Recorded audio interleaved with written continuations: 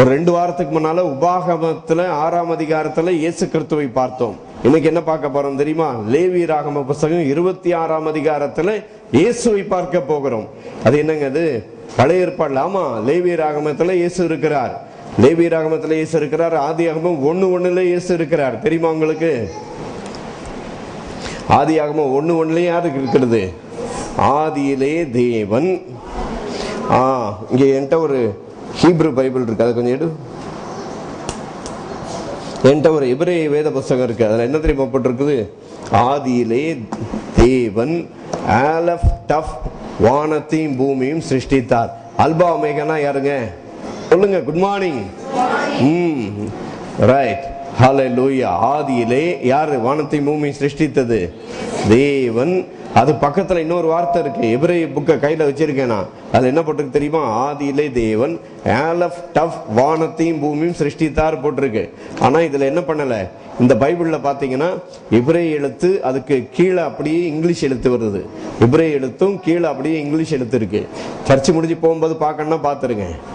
எபிரேய எழுத்து மேல வரும், அதுக்கு கீழே என்ன இருக்கு? இங்கிலீஷ் இருக்கு. அதுல வந்து இன் த பிகினிங் காட், அது பக்கத்துல ஒரு 2 வார்த்தையை டிரான்ஸ்லேட் பண்ணாம விட்டாங்க. அது என்னது? ஆலஃப் டஃப் வானத்தையும் பூமியும் சிருஷ்டித்தார். In the beginning. இது எபிரேய வார்த்தை இப்படி வரும், லெஃப்ட் இருந்து right. In the beginning God, அதுக்கப்புறம் காலி 2 வார்த்தை. ஆலஃப் டஃப் வானத்தையும் பூமியும் சிருஷ்டித்தார். அல்பா ஒமேகானா யாருங்க? ஹலோ, அல்பா ஒமேகானா யாரு? அல்பா ஒமேகா எந்த பாஷை அது? எந்த மொழி? எந்த மொழி? எபிரேய மொழி இல்ல. அல்பா ஒமேகா கிரேக்க மொழி. புதிய ஏற்பாடு எழுதப்பட்டது கிரேக்க மொழி, பழைய ஏற்பாடு எழுதப்பட்டது எபிரேய மொழி. கவனிச்சிங்களா? Alpha omega, alpha and omega எபிரேய மொழி. இது கிரேக்க மொழியில முதல் வார்த்தை என்ன? சரி, தமிழ் வார்த்தையில முதல் வார்த்தை என்னங்க? சரி, என்னத்துக்கு எபிரேய மொழிக்கு போகணும், கிரேக்கத்துக்கு போகணும்? தமிழ்ல சொல்லுங்க. தமிழ்ல சொல்லுங்க. அது கூட சொல்ல தெரியாதா?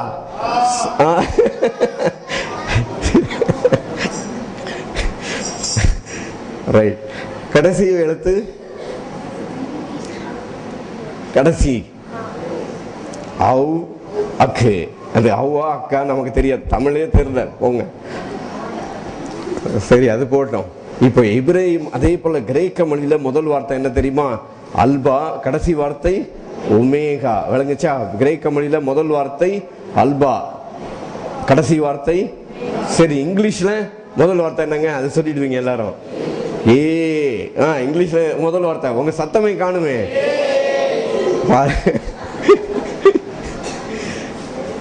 வசனத்தை சொல்ல சொன்னா காணும். ஏன்னா சத்தம் வருது, ஆனா சத்தம் வருது. இங்கிலீஷ்ல முதல் வார்த்தை ஏ, கடைசி வார்த்தை சரிதானா? ரைட். அதே போல எபிரேய மொழியில முதல் வார்த்தை என்னது? ஆலப். சொல்லுங்க, முதல் வார்த்தை என்னது? ஆலப், கடைசி வார்த்தை டஃப். முதல் வார்த்தை ஆலப், கடைசி வார்த்தை டஃப். அதே போல அல்பா ஒமேகானா யாரு? இயேசு கிறிஸ்து. விளங்குதா? அதே போல ஆதியிலே தேவன், அங்கே போட்டிருக்கு ஆலப் டஃப் வானத்தையும் பூமியும் சிருஷ்டித்தார். மொழிபெயர்ப்பாளர்கள் ஆலப் டஃபை மொழிபெயர்க்க மாட்டாங்க. ஏன்னா என்னது? ஏவையும் செட்டையும் போட்டா அதை மொழிபெயர்க்க முடியுமா? மொழிபெயர்க்க முடியாது. அதனால இந்த வேத புஸ்தகம் யாரை பத்தி சொல்லி இருக்குது? இயேசு கிறிஸ்து ஆதியாகமம் 1:1 இருக்கிறார். அதனால எல்லா அதிகாரத்திலையும் இயேசு கிறிஸ்து இருக்கிறார். அதனாலதான் இன்னைக்கு நம்ம முதல்ல பார்த்தோம். இது லூக்கா 24, 27, 27. இப்ப படிங்க. மோசே முதலிய சகல தீர்க்கதரிசிகளும் எழுதிய வேத வாக்கியங்கள் எல்லாவற்றிலும். மோசே எழுதினது என்னது? ஆதியாகமம், யாத்திராகமம், லேவியராகமம், எண்ணாகமம், உபாகமம். மோசே எழுதிய எல்லா ஆகமத்திலும் தம்மை குறித்து சொல்லியவைகளை அவர்களுக்கு விவரித்து காண்பித்தார். இயேசு உயிர்த்தெழுறதுக்கு முன்னால பிரசங்கம் பண்ணது வேற, உயிர்த்தெழுந்ததுக்கு பின்னால பிரசங்கம் பண்ணது வேற. உயிர்த்தெழுறதுக்கு முன்னால என்ன பிரசங்கம் பண்ணாரு? உன் கண் உனக்கு இடரல் உண்டாக்கினால் அதை என்ன செஞ்சிடு? பிடுங்கி போடு. அப்படின்னா என்ன அர்த்தம்னா, உன்னால நியாயப்பிரமாணத்தை கை கொள்ள முடியாது. அது மட்டும் இல்ல, இயேசு கிறிஸ்து நியாயப்பிரமாணத்தை உயர்த்தி சொன்னார். என்ன உயர்த்தி சொன்னாரு? எல்லாரையுமே கொலைகாரன் சொன்னாரு, எல்லாரையுமே விபச்சாரக்காரன். எப்படி? சகோதரனை நீங்க முட்டாள் சொல்லிட்டா என்னது? கொலைகாரன் என்று இயேசு சொன்னார் தெரியுமா? ஒரு ஸ்திரீயை இச்சையோடு பார்க்கிற எவனும் உபச்சாரம் செய்ததாயிற்றுன்னு சொல்லி எல்லாருமே பாவத்துக்குள்ளாக நியாயப்பிரமாணம் கொடுக்கப்பட்டதின் நோக்கம் என்னன்னு சொல்லி கலாத்தியர் 3:19 போட்டிருக்குது. கேள்வி கேட்டுட்டு கிறிஸ்து வரும் அளவும் என்ன செய்தது? நியாயப்பிரமாணம் எல்லாரையும் ஏகமாய் பாவத்தின் கீழாய் அடைத்து போட்டது. நியாயப்பிரமாணம் எல்லாரையும் பாவின்னு சொல்ல வச்சு ஒன்னால நியாயப்பிரமாணத்தை கை கொள்ள முடியாது. ஆனா அதுக்கு பதில் என்ன செய்யலாம்? அந்த நியாயப்பிரமாணம் ஒன்னால உன்னை ஜெயிக்க முடியாது, உன்னை ரட்சகர் இயேசுவிடத்திலே நடத்துகிற உபாத்தியா இருக்கிறது என்று சொல்லப்பட்டிருக்கிறது நியாயப்பிரமாணம். இப்ப லேவியராகம புத்தகத்துல 26ஆம் அதிகாரத்துக்கு வந்துருங்க. அங்க பாத்தீங்கன்னா அங்க நிறைய ஆசீர்வாதங்களும் இருக்குது, நிறைய கத்தியும் சேர்ந்து கூட வருது, நிறைய நிபந்தனையும் சேர்ந்து வருது. ஆசீர்வாதத்தோட சேர்ந்து என்ன வருது? பழைய ஏற்பாடுல மோசே சொன்ன எல்லா ஆசீர்வாதங்களோட கூடவே ஒரு கத்தியும் சேர்த்து வச்சான். கத்திக்கு பேர் என்னது? நிபந்தனையே நான் கத்தின்னு சொல்றேன். ஆனா பழைய ஏற்பாடுல எப்படி என்ன எப்படின்னா பலிக்கும், செய்தால் பலிக்கும். சொல்லுங்க பலிக்கும். ஹலோ பலிக்கும். ஹலோ சொல்லுங்க பலிக்கும். என்ன பலிக்கும்? செய்தால், கவனமா கேட்டா என்ன செய்யும்?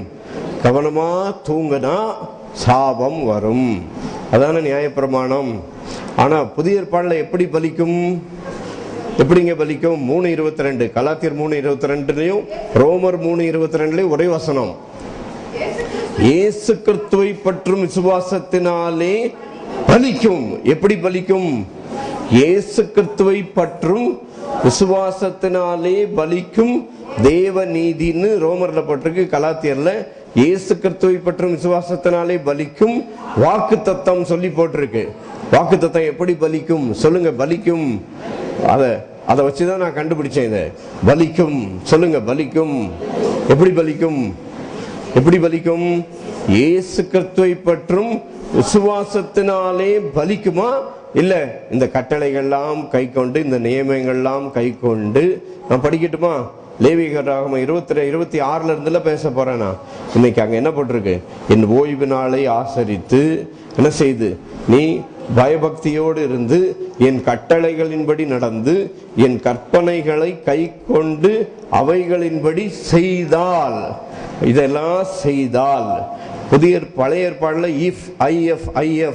இஃப் என்ற வார்த்தை பழைய ஏற்பாடுல பாத்தீங்கன்னா if you do this, if you hear, if you listen, if you obey, நீ கீழ்ப்படிந்தால், நீ கவனமாய் இருந்தால், நீ கேட்டால், நீ கவனமாய் இருந்தால் உனக்கு கிடைக்கும். சரி, புதிய ஏற்பாடுல என்ன போட்டிருக்கு? இஃப் என்ற வார்த்தைக்கு இயேசு சொன்ன வார்த்தையை பார்த்துடலாமா? புதிய ஏற்பாடுல நான் கொஞ்சம் வேகமா கடந்து போறேன். சரியா? இயேசு சொன்ன வார்த்தையை பார்த்துட்டீங்களா? 11:40 நினைக்கிறேன் யோவான். இஃப் என்ற வார்த்தை வருது. If you believe, you shall see the glory of God. இயேசு அவளை நோக்கி நீ விசுவாசித்தால், பழைய ஏற்பாடுல என்னது? நீ கவனமா இருந்தீனா, நீ கீழ்ப்படிந்தால், நீ கேட்டால், நீ கவனமாய் இருந்தால் உனக்கு இதெல்லாம் கிடைக்கும். புதிய ஏற்பாடுல என்னது? நீ விசுவாசித்தால். நீ என்ன செஞ்சா போதும்? இயேசுவை விசுவாசித்தால் போதும். உங்களுக்கு இயேசு விசுவாசித்தா உங்களுக்கு என்ன கிடைக்குது? நித்திய ஜீவன் கிடைக்கிறது. அதை பத்தி இயேசு என்ன சொன்னார் தெரியுமா?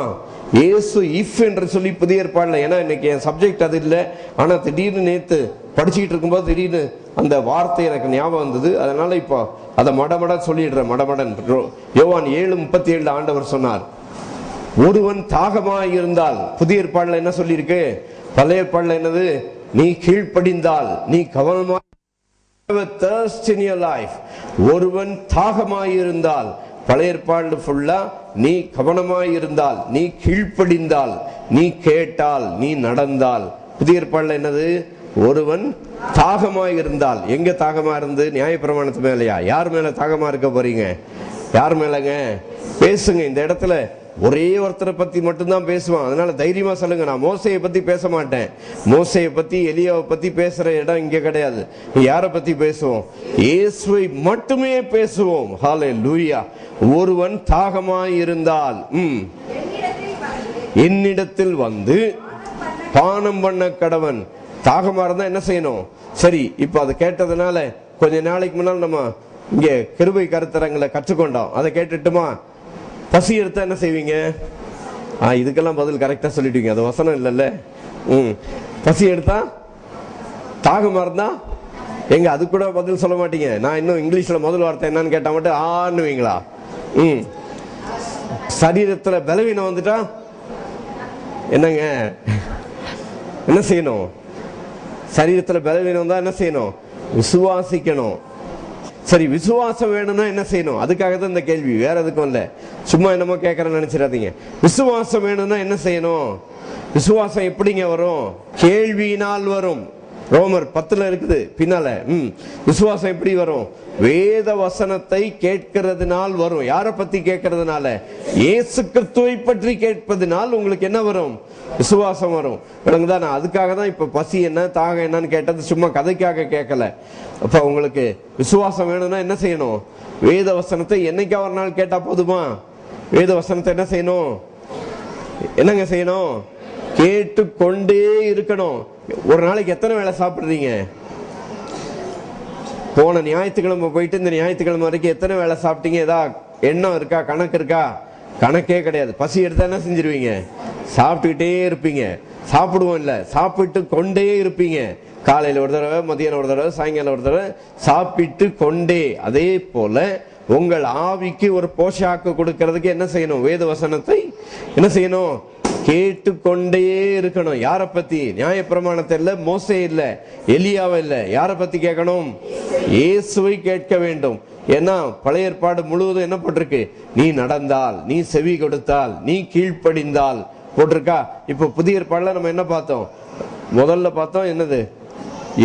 யோவான் 11:40 நீ விசுவாசித்தால். அடுத்தது இப்ப யோவான் 7:37 என்ன பார்த்தோம்? ஒருவன் தாகமாய் இருந்தால் அப்படின்னு சொல்லி நம்ம பார்த்தோம். அடுத்தது யோவான் 4:10 ஒண்ணு போட்டிருக்கு பாருங்க. அவளுக்கு பிரதித்திரமாக நீ தேவனுடைய ஈவையும் தாகத்துக்கு தா என்று உன்னிடத்திலே கேட்கிறவர் இன்னார் என்பதை அறிந்திருந்தாயானால், if you know, hallelujah, புதிய ஏற்பாடுல என்னது? you must only know him. அவரை அறிந்தாலே போதும். இயேசு கிறிஸ்துவை அறிவதே நித்திய ஜீவன். நீங்க பல கற்பனைகளை கை கொண்டு இதெல்லாம் பண்ணிட்டு வான்னு சொல்றதுக்காக இயேசு வரல. நீ தேவனுடைய ஈவையும் உன்னிடத்திலே பேசுகிறவர் கின்னார் என்பதையும் அறிந்தால். முதல்ல நீங்கள் நானும் அறிந்து கொள்ள வேண்டியது என்னது? we must know what is the gift of God. உங்களுக்கு எனக்கு ஆண்டவர் என்ன கிஃப்ட் கொடுத்தார் சொல்லுங்க பார்க்கலாம். உங்களுக்கு எனக்கு ஆண்டவர் என்னங்க ஈவு கொடுத்தாரு? என்ன கிஃப்ட் எல்லாம் கொடுத்தாரு? என்ன கிஃப்ட்? ஆண்டு என்னது? நித்திய ஜீவன் என்பது என்னது? இலவசமான ஈவு. நீ பாவம் செய்யாததுனால உனக்கு நித்திய ஜீவன் கிடைக்கல. இயேசு கிறிஸ்து சிலுவையிலே செஞ்ச புண்ணியத்தினால என்ன செஞ்சது? நித்திய ஜீவன் கிடைச்சது. அதனால ரட்சிக்கப்பட்டவன் போக்கிட்ட போயிட்டு நீ மனம் திரும்புன்னு சொன்னா அவன் என்னத்த மனம் திரும்புவான்? விளங்குதா? ஏற்கனவே விக்கிரகத்திலையும் இயேசுவை விட்டு அங்கே இயேசுவை அறியாமல் அங்க போட்டிருக்க லேவியராகமம் 26:1 வந்துட்டேன் நான். இப்போ நீங்கள் உங்களுக்கு விக்கிரகங்களையும் சொரூபங்களையும் உண்டாக்காமலும் உங்களுக்கு சிலைகளை நிறுத்தாமலும் சித்திரந்தீர்த்த கல்லை நமஸ்கரிக்கும் பொருட்டு உங்கள் தேசத்தில் வைக்காமலும் இருப்பீர்களாக. அதனால உன் விக்கிரகம் இல்ல, நீ உன் கை பொருட்கள் இல்ல. ஆண்டவர் இயேசு அவர் உயிருள்ளவராய் இருக்கிறது போல உங்களுக்கு எனக்கும் அவருக்குள்ள இருக்கிற அதே ஜீவனை உங்களுக்கு எனக்கு கர்த்தர் எப்படி கொடுத்திருக்கிறார்? இலவசமாக ஈவாக கொடுத்திருக்கிறார். ஹல்லேலூயா. எத்தனை பேருக்கு இலவசமான ஈவு கிடைச்சது? எப்படிங்க? நீங்க நிறைய உபவாசம் பண்ணதுனால நித்திய ஜீவன் கிடைச்சதா? எப்படி? இல்ல நீங்க ஜெபம் பண்ணதுனால கிடைச்சதா? இல்ல நீங்க பைபிள் படிச்சதுனால கிடைச்சதா? நித்திய ஜீவன் என்பது இலவசமான ஈவு. முதல்ல நித்திய ஜீவன்றது உன் கிரியையினால கிடைக்கல. அதனால உன் கிரியையினால உன் நித்திய ஜீவன் கெட்டு போகாது. கவனிக்கிறீங்களா? அதனால இன்னொன்னு இதை சொல்லும் போது இன்னொன்னு சொல்லிடுறேன். எந்த மனுஷனும் பாவத்தினால நரகத்துக்கு போல. இதை ஃபர்ஸ்ட் தெரியாம சொல்லிட்டீங்களா? தெரிஞ்சே சொல்ற, நல்லா தெளிவா கேளுங்க. எந்த மனுஷனும் பாவத்தினால நரகத்துக்கு எங்க போறது இல்ல. நரகத்துக்கு எந்த மனுஷனும் பாவத்தினால என்ன செய்யறது இல்ல, போறது இல்ல. எங்க? சர்ச்சுக்குள்ள மட்டும் இல்ல, தெருவுல போய் கேட்டு பாருங்க. ஒரு மனுஷன் நரகத்துக்கு ஏன் போறான்னு கேட்டு பாருங்க. பாவம் அப்படிம்பாங்க. சொல்லுவாங்களா இல்லையா? எங்க தெருவுல போற ஒருத்தங்கிட்ட ஒருத்தர் சொர்க்கம் போகாம நரக பாதாளம் ஏன் போறான்னு கேட்டா என்ன சொல்லுவான்? பாவம்னு சொல்லுவான். நீ பாவம் செஞ்சாலும் நீ நரகத்துக்கு போக மாட்டேன்னு சொல்றதுதான் நல்ல செய்தி. உடனே எல்லாரும் ஒரு மாதிரி முடிப்பாங்க, இது என்னடா அது, பாவம் செஞ்சாலும் நரகம் போக மாட்டேன். பாவம் செஞ்சாலும் உனக்கு நரகம் இல்ல. ஏன் நரகம் இல்ல? ஒரு மனுஷன் நரகத்துக்கு போறது காரணம் பாவம் இல்லை. ஏன் தெரியுமா? அந்த பாவத்தின் பரிகாரியாகிய இயேசு கிறிஸ்துவை ஏற்றுக்கொள்ளாததினாலதான் ஒரு மனுஷன் எங்க போறான்? நரகத்துக்கு போறான். அதனால இயேசு இல்லாத மனுஷன் நரகத்தின் மனுஷன். இயேசுவை உடைய மனுஷன் ஜீவனை உடையவன். குமாரனை உடையவன் ஜீவனை உடையவன். குமாரன் இல்லாதவன் ஜீவன் இல்லாதவன். அதனால என்னுடைய பிரசங்கம் பாவத்தை பத்தி பிரசங்கம் பண்ண வேண்டிய அவசியம் இல்லை. நீ எதை செய்யணும் செய்யக்கூடாதுன்றத நான் பிரசங்கம் பண்ண வேண்டிய அவசியம் இல்லை. அதுக்கு பாருங்களேன், இப்ப கவனிங்க, நான் சொல்றேன். இப்போ வாரம் பாஸ்டர் நேத்து ஒருத்தர் என்கிட்ட கேட்டார், பாஸ்டர் நீங்க வாரம் ஆண்டவருடைய கிருபையை பத்தியும் இயேசு பத்தி மட்டுமே சொல்லிட்டு இருக்கிறீங்களே, அப்ப சபையில இருக்கிறவங்களுக்கு ஒழுக்கம் சொல்லி கொடுக்க வேண்டாமான்னாரு. சாத்தான் எப்படி நுழைவான்? the devil will enter subtly by, எப்படி வருவான் தெரியுமா? தந்திரமா உள்ள நுழைவான். என்னன்னு சொல்லுவான்? ஒழுக்கம் சொல்லிட்டு உள்ள வருவான். என்ன ஒழுக்கம்? என்னங்க ஒழுக்கம்? சபைக்குள்ள வந்தா என்ன சொல்லி கொடுக்கணுமா? ஒழுக்கம். சபைக்குள்ள வர்றதுக்கு நீங்க ஒழுக்கம் சொல்லி கொடுக்கிறதுக்காக சபையில வரல. Jesus did not come to give you behavioral modification. He has come to give you life transformation. அவர் உங்கள் குணாதிசயத்தை மாற்றுறதுக்கு வரல, அவர் உங்களுக்கு ஜீவன் கொடுக்க வந்தார். ஹalleluya. நீ கெட்டவனா இருக்கிறவனா நல்லவனா உன் குணாதிசயத்தை மாத்துறதுக்காக இயேசு வரல. இயேசு கிறிஸ்து இந்த உலகத்துல வந்தது அவரை போல நீங்கள் மாறும்படியாக. நீங்களும் அவரை போலவே நித்திய வாழ்வு பெற்று பரிசுத்தமாக தூய்மையாக உங்க கிரியை இல்லாமலே நீங்கள் பரிசுத்தமாக தூய்மையாக வாழ்வதற்காக இயேசு கிறிஸ்து இந்த உலகத்துல வந்தார். ஹalleluya. அதனால நான் இங்க என்ன செய்ய வேண்டியதில்லை. சரி, அந்த ஒழுக்கம் டிசிப்ளின் வார்த்தையை சொல்லிட்டேன். அதனால அதுக்கு கொஞ்சம் விளக்கம் பார்த்துடலாமா? வேதத்துல ஆண்டவர் இயேசு கிறிஸ்து ஒழுக்கத்தை சொல்லி கொடுத்தார்.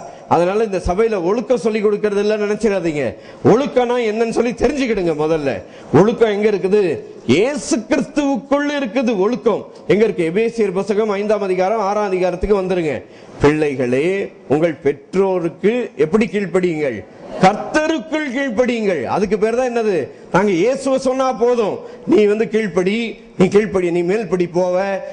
இந்த பிரசங்கம் இங்க இல்ல. உன் கீழ்ப்படிதல்னால நீ கீழ்ப்படிக்கு போனா நீ மேல்படிக்கு போறது இல்ல. இயேசு கிறிஸ்துவை ஏற்றுக்கொண்ட அந்த நொடியிலேயே உன்னை மேல்படியில அவர் கொண்டு போய் வைத்து விடுகிறார். அதை விட்டுட்டு நீ கீழ்ப்படியில இருந்து ஒவ்வொரு படியான மெதுவா ஏறி போவேன். ஏறி செத்து சுண்ணாம்பாய் போயிருவேன். அதுக்குள்ள உன்னால முயற்சியில ஏறி மேல என்ன செய்ய முடியாது? போக முடியாது. உன்னை உயர்த்துகிறவர் யாரு? வானத்தையும் பூமியும் உண்டாக்கினவர் நித்திய ஜீவனுக்கே உங்களை உயர்த்தி விட்டார். ஹalleluya. அதுக்கு மேல இந்த பூமியில உங்களுக்கு எந்த உயர்வு வருமோ அது தெரியல. கவனிக்கிறீங்களா? டிசிப்ளின் என்னன்னு சொல்றேன். பிள்ளைகளே, உங்கள் பெற்றோருக்கு கீழ்ப்படியுங்கள் போடல. என்னன்னு போட்டிருக்கு? கர்த்தருக்குள். போதுமா? இப்ப யாரை காட்டணும்? இயேசுவை காட்டணுமா? கீழ்ப்படிதலை காட்டணுமா?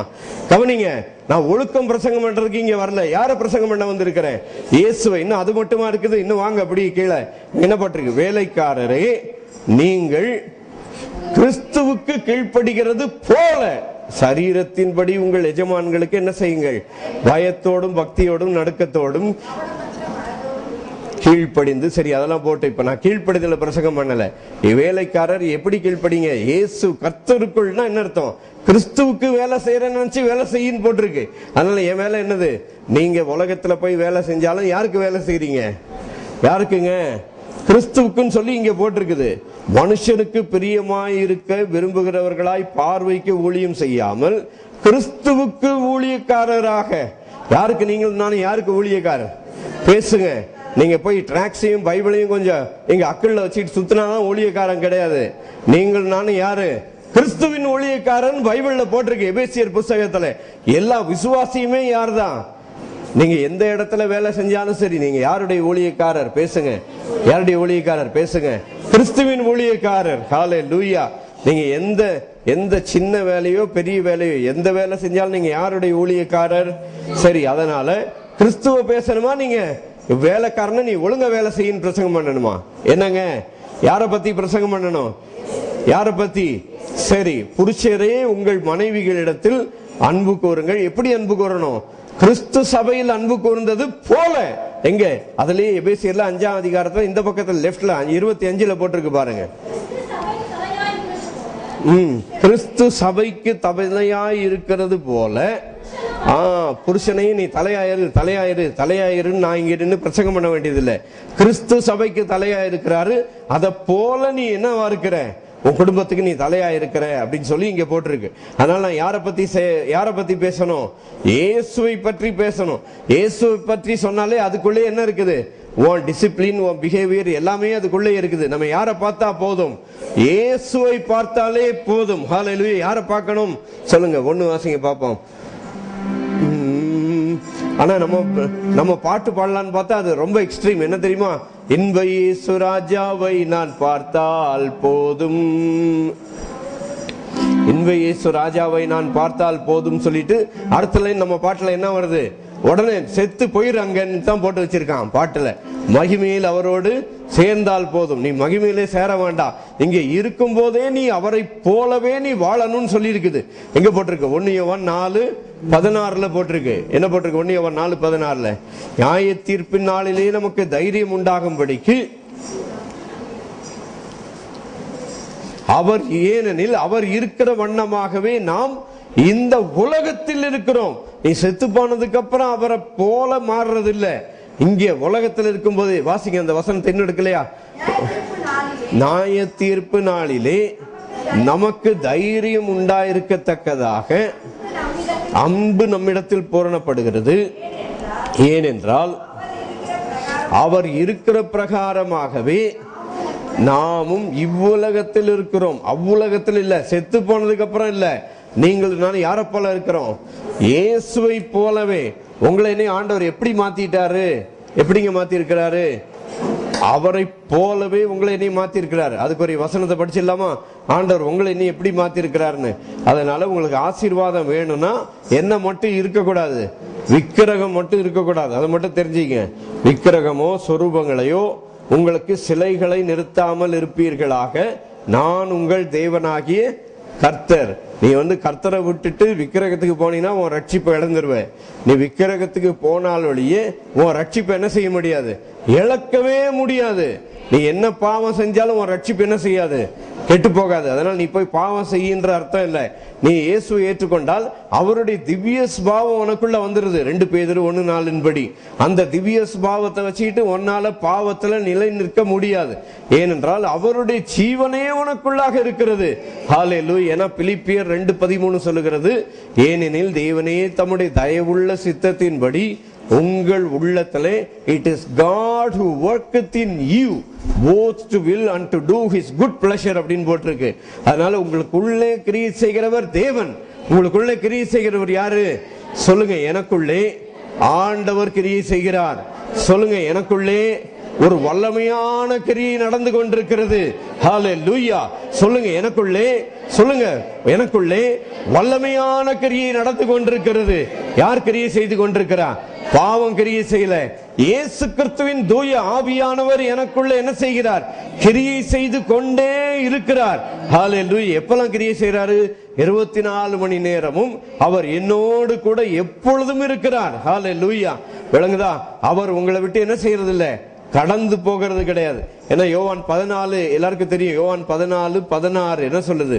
நான் பிதாவை வேண்டிக் கொள்வேன், அப்பொழுது என்றென்றைக்கும் உங்களுடனே கூட இருக்கும்படிக்கு.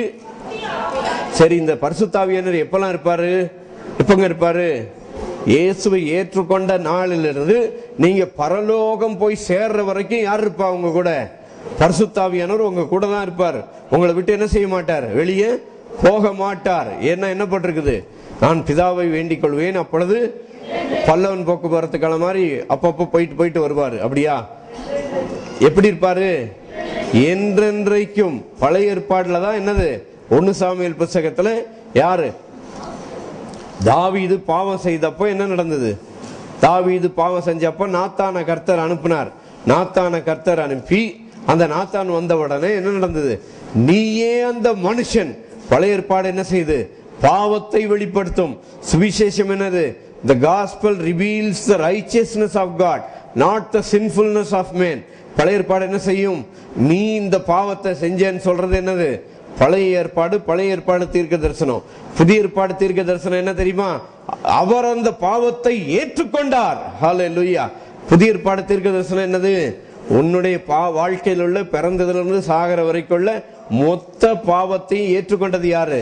இயேசு கிறிஸ்து சிலுவையிலே ஏற்றுக்கொண்டார்.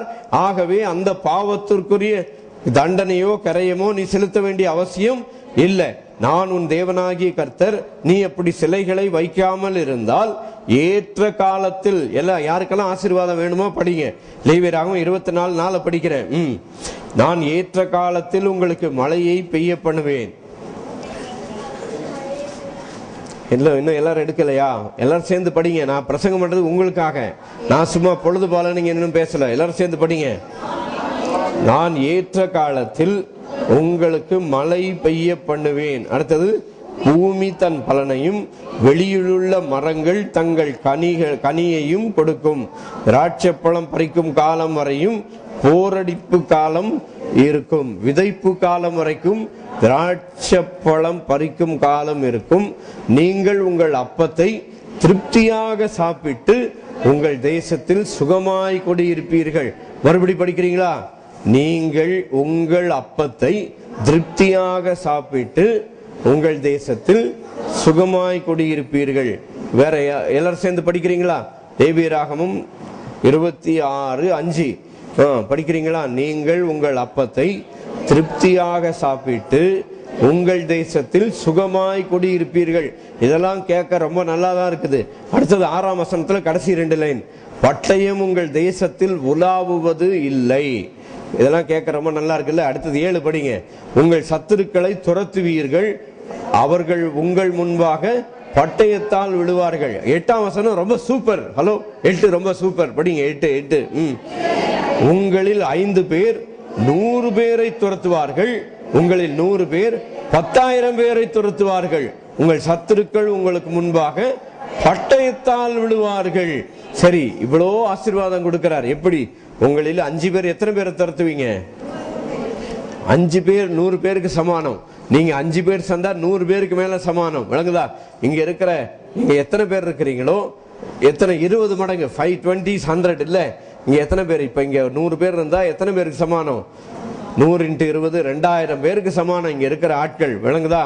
அதனால உங்களில் 5 பேர் படிங்க. உங்களில் 5 பேர் 100 பேரை துரத்துவார்கள், உங்களில் 100 பேர் 10,000 பேரை துரத்துவார்கள். ஹல்லேலூயா. உங்கள் 100 பேர் என்ன செய்வாங்க? 10,000 பேரை துரத்துவார்கள். அடுத்தது ஆண்டவர் சொல்றார், நான் உங்கள் மேல் எப்படி இருப்பேன்? கண்ணோக்கமாயிருந்து உங்களை பலுகவும் பெருகவும் பண்ணி உங்களோடே என் உடன்படிக்கையை திடப்படுத்துவேன். உங்களோடு என்னோட ஆண்டவர் உடன்படிக்கை பண்ணிட்டாரா இல்லையா? எத்தனை பேருக்கு ஆண்டவருடைய உடன்படிக்கை தெரியும்? உடன்படிக்கை எத்தனை பேருக்கு தெரியும்?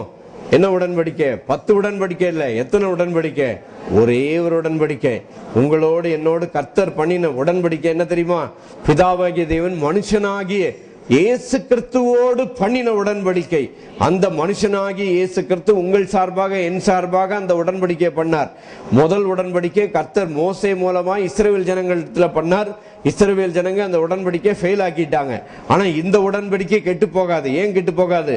பிதாவாகிய தேவன் இயேசு கிறிஸ்துவோடு உடன்படிக்கை பண்ணதுனால அந்த உடன்படிக்கை என்ன செய்யாது? கெட்டு போகாது. அந்த உடன்படிக்கை என்ன தெரியுமா? எபிரேயர் 8:12. ஏனெனில் நான் அவர்கள் அநியாயங்களை கிருபையாய் மன்னித்து அவர்கள் பாவங்களையும் அவருடைய அக்கிரமங்களையும் இனி நினையாமல் இருப்பேன் என்று கர்த்தர் சொல்லுகிறார். ஹலோ, கவனிக்கிறீங்களா? நான் சின்ன வயசுல இருந்து கேட்காத வசனம், எந்த பிரசங்கியாரும் பிரசங்கம் பண்ணாத வசனம் இது. எபிரேயர் 8:12. ஏன்னா பிரசங்கியாருக்கே என்ன கிடையாது? அந்த வசனத்து மேல நம்பிக்கை கிடையாது. ஏனெனில் நான் அவர்கள் அநியாயங்களை கிருபையாய் மன்னித்து உன் பாவத்தையும் அக்கிரமத்தையும் கர்த்தர் நினைக்க மாட்டாரு. அதுக்கு பேர் தான் என்னது? நல்ல செய்தி. உன் பாவத்தையும் அக்கிரமத்தையும் ஆண்டவர் நினைச்சாருன்னா எப்பவோ சுட்டு பொசுங்கி நாசமாயிருப்போம். ஆனா உங்க பாவத்தையும் உங்க அக்கிரமத்தையும் யார் மேல நினைச்சாரு? ஹலோ, கொஞ்சம் யோசித்து பாருங்க. உங்க பாவத்தையும் உங்க அக்கிரமத்தையும் உங்க மேல நினைச்சிருந்தா இயேசுக்கு நடந்த கதி தெரியுமா? ஹலோ, இயேசுக்கு நடந்த கதி தெரியுமாங்க? ஒரு சொட்டு ரத்தம் கூட கிடையாது சரீரத்துல. அத போல நம்ம பாவத்துக்கு நம்ம சரீரத்துல ஆண்டவர் பழி வாங்கினார்னா ஒரு ரத்தம் கூட என்ன செய்யாது? மிச்சம் இருக்காது.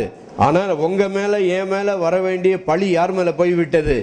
பாவம் இல்லாதவர், பாவம் அறியாதவர், பாவம் செய்யாதவர் இயேசு கிறிஸ்து நம்முடைய பாவங்களை ஏற்றுக்கொண்ட. இங்கிலீஷ்ல நல்ல சூப்பரா ஒரு பாட்டு உண்டு, என்ன தெரியுமா? I never know how much he loves that he took my sin upon the cross. அதாவது அவருடைய நேசத்தை என்னால் விளங்கி கொள்ளவே முடியல. என்னுடைய பாவத்தை இயேசு கிறிஸ்து பரிசுத்தமுள்ள தூய்மையான தேவன் அவர் எப்படி என்னுடைய பாவத்தை ஏற்றுக்கொண்டார் என்பதை என்னாலே நினைத்து கூட பார்க்க முடியாது, கிரகித்து கொள்ள முடியாது. பாவமறியாத இயேசு பாவமாக்கப்பட்டபடியால் நீதி செய்யாத உங்களை என்னை கர்த்தர் என்ன ஆக்கி விட்டார்? நீதிமான் ஆக்கி விட்டார். அதனால ஏதாவது ஒரு பிரச்சனை வந்த உடனே சரி நான் இனிமே என்ன செய்வேன், ஒவ்வொரு வெள்ளிக்கிழமை நான் கர்த்தரை தேடுவேன். ஏதாவது சின்ன பிரச்சனை வந்த உடனே இனிமே நான் என்ன செய்வேன், ஒவ்வொரு சபையில் நடக்கிற எல்லா ஆராதனையில நான் பங்கு பெறுவேன். அதனால நீங்க உங்க நீதியை நிறைவேற்றி ஆசீர்வாதத்தை பெற்றுக்கொள்ள முடியாது. ஆசீர்வாதம் எங்க இருக்குது? இயேசு கிறிஸ்துவை பற்றும் விசுவாசத்தினாலே பலிக்கும் தேவ நீதி. அங்க ரோமர் 3:22 இயேசு கிறிஸ்துவை பற்றும் விசுவாசத்தினாலே பலிக்கும் வாக்கு தத்தம். சரி, இப்ப இந்த வாக்கு தத்தத்தை எல்லாம் படிச்சுட்டு இருக்கிறோம். அந்த வாக்கு தத்தத்துக்கு நிறைய நிபந்தனை கத்திலாம் நிறைய போட்டு வச்சிருக்கிறார். யாரு? மோசே. இதே ஆண்டவர் தான் சொன்னாரு. ஏன் தெரியுமா? அவர் ரொம்ப ரொம்ப பரிசுத்தம் உள்ளவர். நம்முடைய ஆண்டவர் யாரு? He is a holy, holy, holy, thrice holy God. இந்த பரிசுத்தமுள்ள தேவனிடத்துல ஒரு சின்ன பாவம் இருந்தாலும் அவர்கிட்ட என்ன செய்ய முடியாது?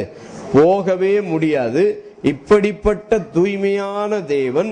அதனாலதான் அங்க சொல்லி இருக்குது, இந்த தேவன் இயேசு, இந்த ஆண்டவர் என்ன செஞ்சார்? இஸ்ரவேல் ஜனங்கள் யார் தெரியுமா? Spiritually dead Israel. யாரு? இந்த ஆண்டவர் ஆவியிலே மரித்த இஸ்ரவேல் புத்திரரோடு பேச வேண்டும், ஆவியிலே மரித்த இஸ்ரவேல் ஜனங்களோடு பழக வேண்டும் என்று சொல்லி ஒரு ஆசரிப்பு கூடாரத்தை உண்டாக்கினார். எதுக்காக அந்த கூடாரத்தை உண்டாக்கினாரு? தேவன் மனுஷனோடு தொடர்பு கொள்ளணும்னா மனுஷனோட தொடர்பு கொள்ள முடியாது. ஏன் முடியாது? மனுஷனிடத்துல பாவம் இருக்கிறது. விளங்குதா? He wants to be in fellowship with you and me. உங்களோடு என்னோடு ஆண்டவர் என்ன செய்ய விரும்புகிறார்? ஐக்கியமாய் என்றென்றைக்கும் உங்களோடு கூட இருக்க விரும்புகிறார். அதுக்காக இந்த பரிசுத்தமுள்ள தெய்வன் எப்படி பாவம் நிறைந்த மனுஷனோட கிட்ட வர முடியுமா? பரிசுத்த தேவன் பாவம் நிறைந்த மனுஷன் கிட்ட வர முடியுமா? வர முடியாது. அதுக்கு தான் என்ன பண்ணாரு? ஒரு ஆசரிப்பு கூடாரம் சொல்லி ஒரு கூடாரத்தை போட்டு வழியில பிரகாரம், பரிசுத்த ஸ்தலம், மகா பரிசுத்த ஸ்தலம் என்று போட்டு அதுல என்ன செய்யணும்? ஒரு மிருகத்தை பலி செலுத்தி அந்த ரத்தத்தை கொண்டு போய் அந்த கிருபாசன தண்டையிலே அவருடைய சமூகம் இருக்கிற இடத்துல அந்த பாவத்திற்குரிய நிவிர்த்தி செய்யப்பட்டு அந்த ரத்தத்தை கண்டதினால் அவர் என்ன செய்வார்? அந்த ரத்தத்தின் வழியாக பாவங்கள் நிவிர்த்தி செய்யப்படுகிறது நிமித்தமாக அந்த இஸ்ரவேல் ஜனங்களிடத்திலே அவர்கள் மத்தியில் உலாவி அவர்களுக்கு ஆசீர்வாதத்தை கொடுத்து கொண்டிருந்தார். அதை பத்தி என்ன போட்டிருக்காங்க இன்னும்? சரி, எங்க இப்போ லேவியராகமம் 26:9 வந்தோம். நான் உங்கள் மேல் கண்ணோக்கமாய் இருந்து உங்களை பலுகவும் பெருகவும் பண்ணி உங்களோட என் உடன்படிக்கை ஏற்படுத்துவேன் சொன்னதுக்கு அந்த உடன்படிக்கையை சொல்லிட்டேனா. இப்ப அடுத்தது 11 ஆண்டவர் சொல்றாரு பாருங்க, உங்கள் நடுவில் என் வாசஸ்தலத்தை ஸ்தாபிப்பேன். உங்க நடுவில் என்ன செய்வாரா? ஆண்டவர் வாசஸ்தலத்தை ஸ்தாபிப்பேன் சொல்லி ஒரு ஆசரிப்பு கூடாரத்தை கொண்டு வந்து அந்த கூடாரத்திலே உள்ள பிரவேசித்து ஜனங்களோடு தொடர்பு கொண்டவர். அவரே அவருடைய சரீரத்தை கூடாரமாக உண்டாக்கி இந்த பூமியில மனுஷனாக வந்து அந்த ஆசரிப்பு கூடாரத்துக்குள்ளாக இருந்தவர், தேவாலயத்துக்குள்ள இருந்தவர். கல்வாரி சிலுவையிலே நம்முடைய பாவத்தை எல்லாம் சுமந்து மரித்து உயிர்த்தெழுந்த உடனே தேவாலயத்தின் திரைச்சீலை மேல் தொடங்கி கீழ் வரைக்கும் ரெண்டாய் கிழிந்த உடனே என்ன நடந்தது? அங்கே உள்ள இருந்த தேவன் எங்க வந்துட்டார்? இப்போ நம்முடைய சரீரமாகிய கூடாரத்துக்குள்ளாக வந்து விட்டார். இன்றைக்கு தேவாலயம் கிடையாது. தேவாலயம் யாரு? உங்க சரீரமும் என்னுடைய சரீரம் தான் என்னது? தேவாலயம். எப்படி அந்த தூய்மையான தேவன் அந்த பாவம் நிறைந்த மனுஷனிடத்திலே பிரவேசிக்க முடியாதுன்றதுக்காக என்ன பண்ணார்? மிருகத்தின் ரத்தத்தை பலி செலுத்தி தான் அவங்க என்ன செய்யணும்? அந்த கர்த்தருடைய சன்னிதானத்துல அவங்க பிரவேசிக்க முடியும். இப்படிப்பட்ட ஒரு தேவன் உங்க உள்ளத்துல என் உள்ளத்துல நித்திய காலமாய் வாசம் பண்ணுவதற்கு உங்களை என்னையும் அவருடைய நித்திய ரத்தத்தினாலே முற்றிலுமாய் நீங்க பிறந்ததுல இருந்து சாகர வரைக்குள்ள மொத்த பாவத்துக்குரிய கரையத்தை செலுத்தினபடியால் இப்போ உங்க சரீரத்தையே கர்த்தர் கூடாரமாக மாற்றி உங்கள் மேலே அவர் உங்களோடு என்றென்றைக்கும் வாசமாய் இருக்கிறார். ஹல்லேலூயா.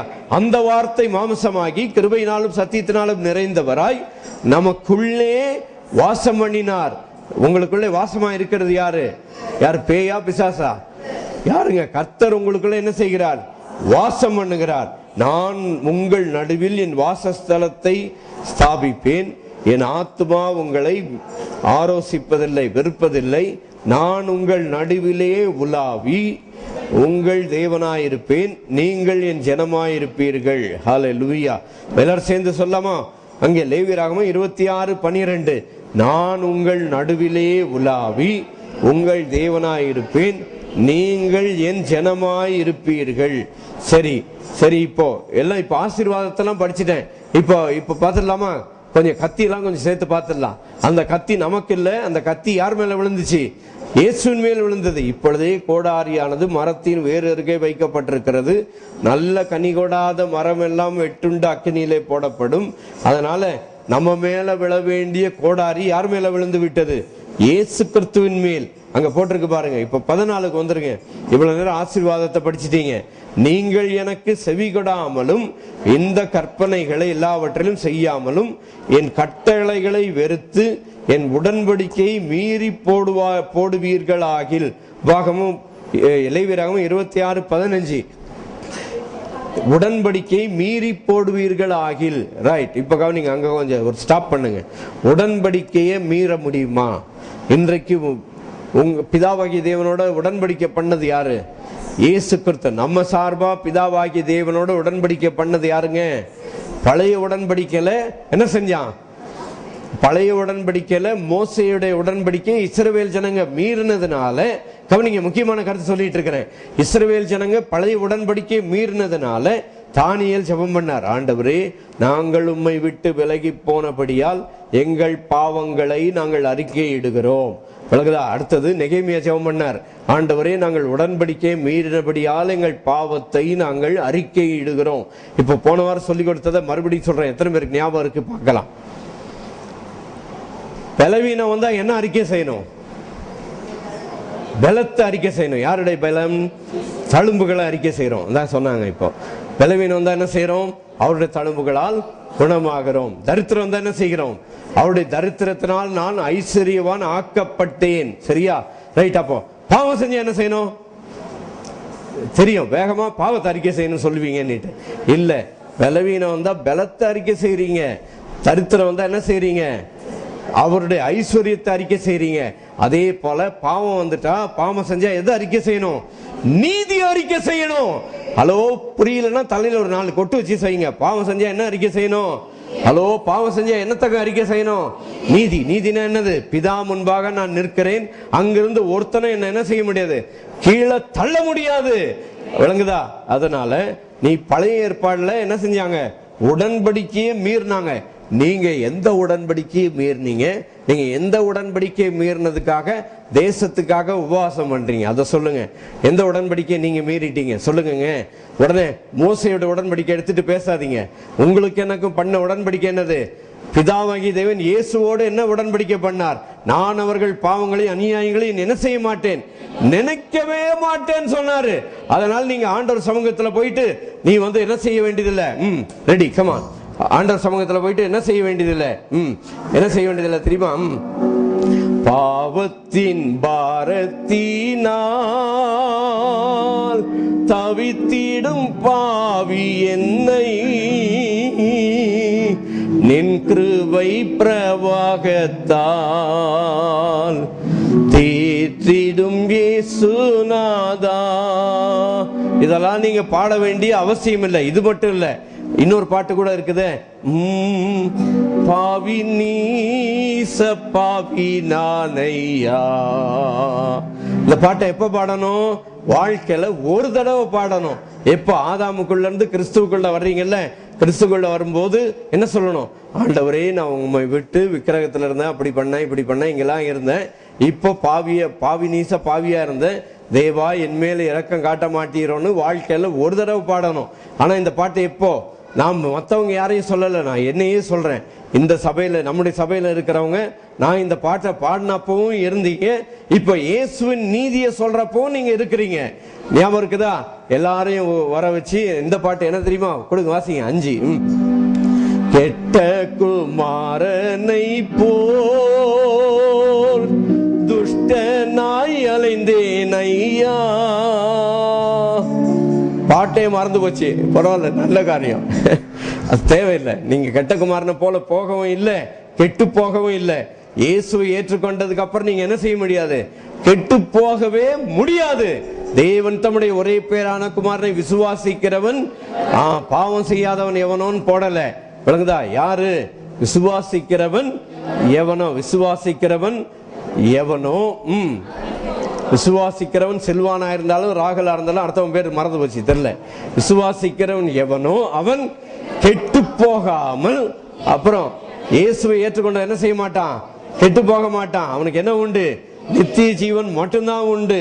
உடன்படிக்கையை நீங்கள் மீறி போடுவீர்கள் ஆகில். அதுக்குதான் இவ்வளவு விளக்கம் கொடுத்துக்கிட்டு இருக்கிறேன். நீங்கள் நானும் உடன்படிக்கையை மீறவும் முடியாது. அதனால நீங்க பாவத்தை அறிக்கை செய்ய வேண்டிய அவசியமும் இல்லை. நீங்க எந்த உடன்படிக்கையை மீறினீங்க?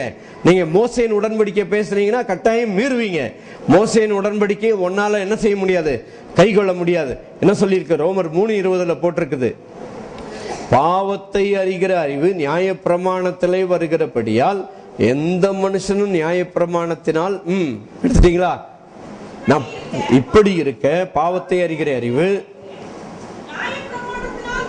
நியாயப்பிரமாணத்தினால் வருகிறபடியால் எந்த மனுஷனும் நியாயப்பிரமாணத்தின் கிரியைகளினாலே தேவனுக்கு முன்பாக நீதிமான் ஆகிறது இல்லைன்னு சொல்லி இருக்குது. நீ 100 தடவை பாவத்தின் பாரத்தினால் பாடினாலும் ஒன்னால நீதிமான் ஆக முடியாது. ஏன்னா ரோமர் 3:20 என்ன சொல்லுது? எந்த மனுஷனும் நியாயப்பிரமாணத்தின் கிரியினாலே தேவனுக்கு முன்பாக என்ன ஆக முடியாது? நீதிமான் ஆக முடியாது. அதனால நீ கட்டகுமாரனை போல போயிட்டேன், பண்ணிக்குள்ள போனேன், சேத்துல போனேன், நீ போய் புலம்பிக்கிட்டே இருக்க வேண்டிய அவசியமே இல்லை. ஏன் தெரியுமா? நீங்க எந்த உடன்படிக்கை என்ன செய்யல? மீறல. ஏன்னா உங்களுக்கு எனக்கு மோசேயின் உடன்படிக்கை இல்லை. உங்களுக்கு எனக்கு இருக்கிற உடன்படிக்கை என்னது? ஏனெனில் நான் அவர்கள் அநியாயங்களை கிருபையாய் மன்னித்து அவர்கள் பாவங்களையும் அவருடைய அக்கிரமங்களையும் இனி நினையாமல் இருப்பேன் என்று கர்த்தர் சொல்லுகிறார். உங்க பாவத்தையும் உங்க அக்கிரமத்தை ஆண்டவர் என்ன செய்ய மாட்டாராம்? நினைக்க மாட்டாரு. ஏன் நினைக்க மாட்டாரு? அதுதாங்க ரகசியம். நீங்க பிறந்ததிலிருந்து சாகிற வரைக்கும் மொத்த பாவமும் இயேசு கிறிஸ்துவின் மேல் நினைக்கப்பட்டு விட்டது. ஆகவே உங்க மேல உங்க பாவத்துக்குரிய தண்டனை நினைக்கப்படாது. இன்னும் இருக்காங்க பின்னால லேவியராகமத்துல சூப்பரா இன்னைக்கு நல்ல ஒரு ஆசீர்வாதமான ஒரு செய்தி இருக்குது. என்ன ஆசீர்வாதமான செய்தி? உன் பாவத்துக்கு நீ தண்டனையை அனுபவிக்க வேண்டியது இல்லை. அங்க என்ன போட்டிருக்குது? நீ இப்படி உடன்படிக்கையை மீறிட்டினா உன் கண்களை பூத்து போக பண்ணவும் உன் இருதயத்தை துயரப்படுத்தவும் திகிலையும் ஈழையும் காய்ச்சலையும் உங்களுக்கு வர பண்ணுவேன். நீங்கள் விதைக்கும் விதை விருதாவாயிருக்கும், உங்கள் சத்துருக்கள் அதன் பலனை தின்பார்கள். இன்றைக்கு உங்க சத்துரு உங்க பலனை தின்ன முடியாது. ஏன் தெரியுமா? தீத்து 3:4 சொல்லுது, படிங்க. நம்முடைய இரட்சகராகிய தேவனுடைய தயவும் அன்பும் பிரசன்னமான போது. உங்களுக்கு எனக்கு என்ன பிரசன்னமா இருக்குது? நியாயப்பிரமாணம் பிரசன்னமாகல. இது ஈழையும் காய்ச்சலும் பிரசன்னமாகல. நம்முடைய இரட்சகராகிய தேவனுடைய தயவும் அவருடைய அன்பும் பிரசன்னமான போது. அது 4 வசனம் படிங்க. அப்படி நாம் செய்த நீதியின் கிரியைகளின் நிமித்தம் அவர் நம்மை ரட்சியாமல், உங்க நீதியின்படி அவர் உங்களை ரட்சியாமல் தமது இரக்கத்தின்படியேயும் மறுஜென்மம் முழுக்கினாலும் பரிசுத்த ஆவியினுடைய புதிதாக்குதல். அதனால பரிசுத்த ஆவியானவர் உன்னை புதிதாக்கி அவருடைய ஜீவன் உனக்குள்ள இருக்கும் போது நீ பாவம் செய்யாத நான் சொல்ல வேண்டியதில்லை. அது மறுரூபம் உள்ள இருந்து வெளியே வருது, வெளியேந்து உள்ள போகல. கவனிக்கிறீங்களா? He is working inside you. Hallelujah. He is coming from inside you. உங்க உள்ளத்துல அவர் வெளியே தூய்மையாக்குகிறார்.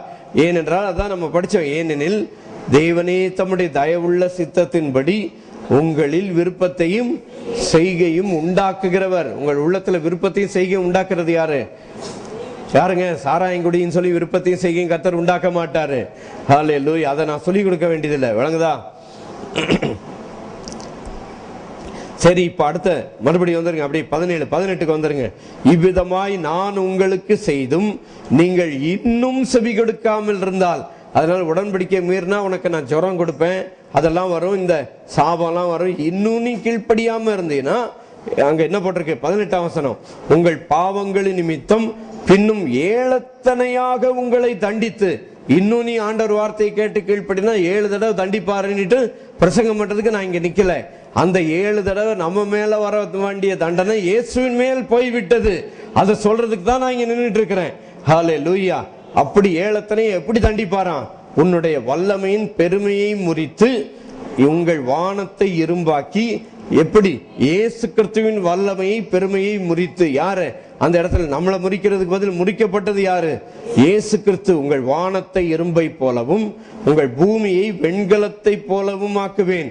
உங்கள் பெலன் விருதாவிலே செலவழியும்.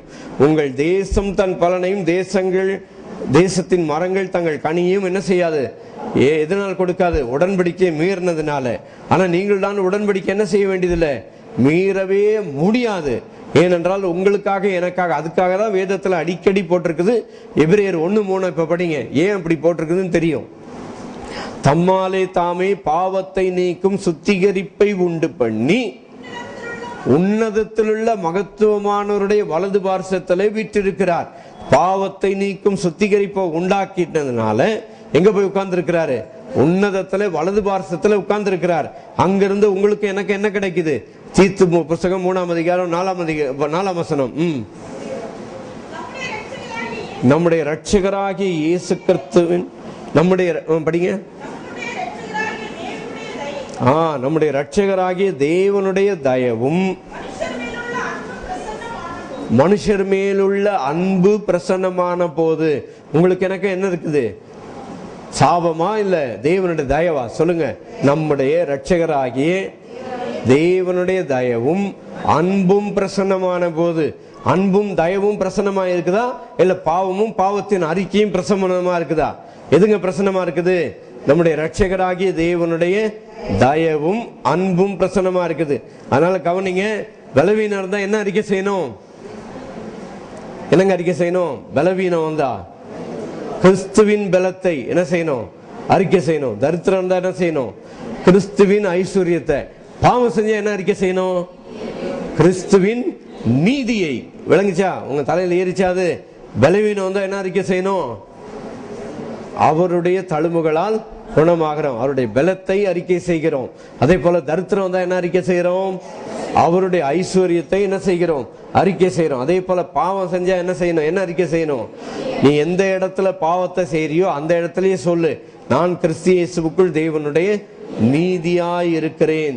எந்த பாவத்தை உன்னால் நிறுத்த முடியலையோ அந்த பாவம் செய்யும் போதே சொல்லுங்க, நான் கிறிஸ்து இயேசுவுக்குள் தேவனுடைய நீதியாய் இருக்கிறேன். ஏன்னா இந்த புது சிருஷ்டியில என்ன கிடையாது? பாவம் கிடையாது. புது சிருஷ்டியில பலவீனம் கிடையாது. புது சிருஷ்டியில தரித்திரம் கிடையாது. புது சிருஷ்டியில என்ன இருக்குது? அவரே தேவனால் நமக்கு ஞானமும் நீதியும் பரிசுத்தமும் மீட்பும் ஆனார். அது மட்டும் இல்லாம அங்க போட்டிருக்கு, ரோமர் 10:9-10 படிச்சீங்க. நீதி உண்டாக இருதயத்தில் விசுவாசிக்கப்படும், ரட்சிப்பு உண்டாக நாவினாலே அறிக்கை செய்யப்படும். இன்னும் அங்க தொடர்ந்து அடுத்தது படிங்க. கர்த்தருடைய நாமத்தை தொழுது கொள்ளுகிற எவனும். தமிழ்ல தொழுது கொள்ளுகிற எவனும் போட்டிருக்கு. இங்கிலீஷ்ல என்ன போட்டிருக்கு தெரியுமா? they that call upon the name of the Lord. இயேசுவே ரட்சிக்கப்பட்டவனே, ஆண்டவரே என்ன செஞ்சிடறோம்? ரட்சிக்கப்பட்டோம். என்ன போட்டிருக்கு? they that call upon the name of the Lord. கர்த்தருடைய நாமத்தை நோக்கி கூப்பிடுகிறவன் ரட்சிக்கப்படுவான் போட்டிருக்குது. எத்தனை வசனம் அது? ரோமர் 10:13 சொல்றாங்க. கர்த்தருடைய நாமத்தை நோக்கி கூப்பிடுகிறவன் எவனோ அவன் என்ன செய்வான்?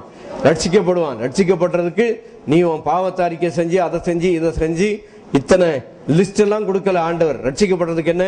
நசரேயனாகிய இயேசுவை உன் உள்ளத்தில் விசுவாசித்து தேவன் அவரை மரித்தோரிலிருந்து எழுப்பினார் என்று உன்னுடைய நாவினாலே அறிக்கை செய்தால் என்ன செய்வாய்? ரட்சிக்கப்படுவாய். அடுத்தது நீதி உண்டாக பாவ அறிக்கை செய்யப்படும் போட்டிருக்கா? நீதி உண்டாக இருதயத்தில் என்ன செய்யப்படும்? விசுவாசிக்கப்படும். இதை நான் ஏன் அடிக்கடி சொல்றேன்னா கவனிங்க. நீங்க உங்க உங்க முயற்சினால நீங்க செய்யற அறிக்கையினால உங்களுக்கு பரலோகம் கிடைக்கலன்னு சொல்றேன், வேற ஒண்ணும் இல்லை. அவர் பிறந்ததுல இருந்து சாகர வரைக்கும் உள்ள மொத்த பாவத்துக்குரிய கிரயத்தை செலுத்திட்டார்.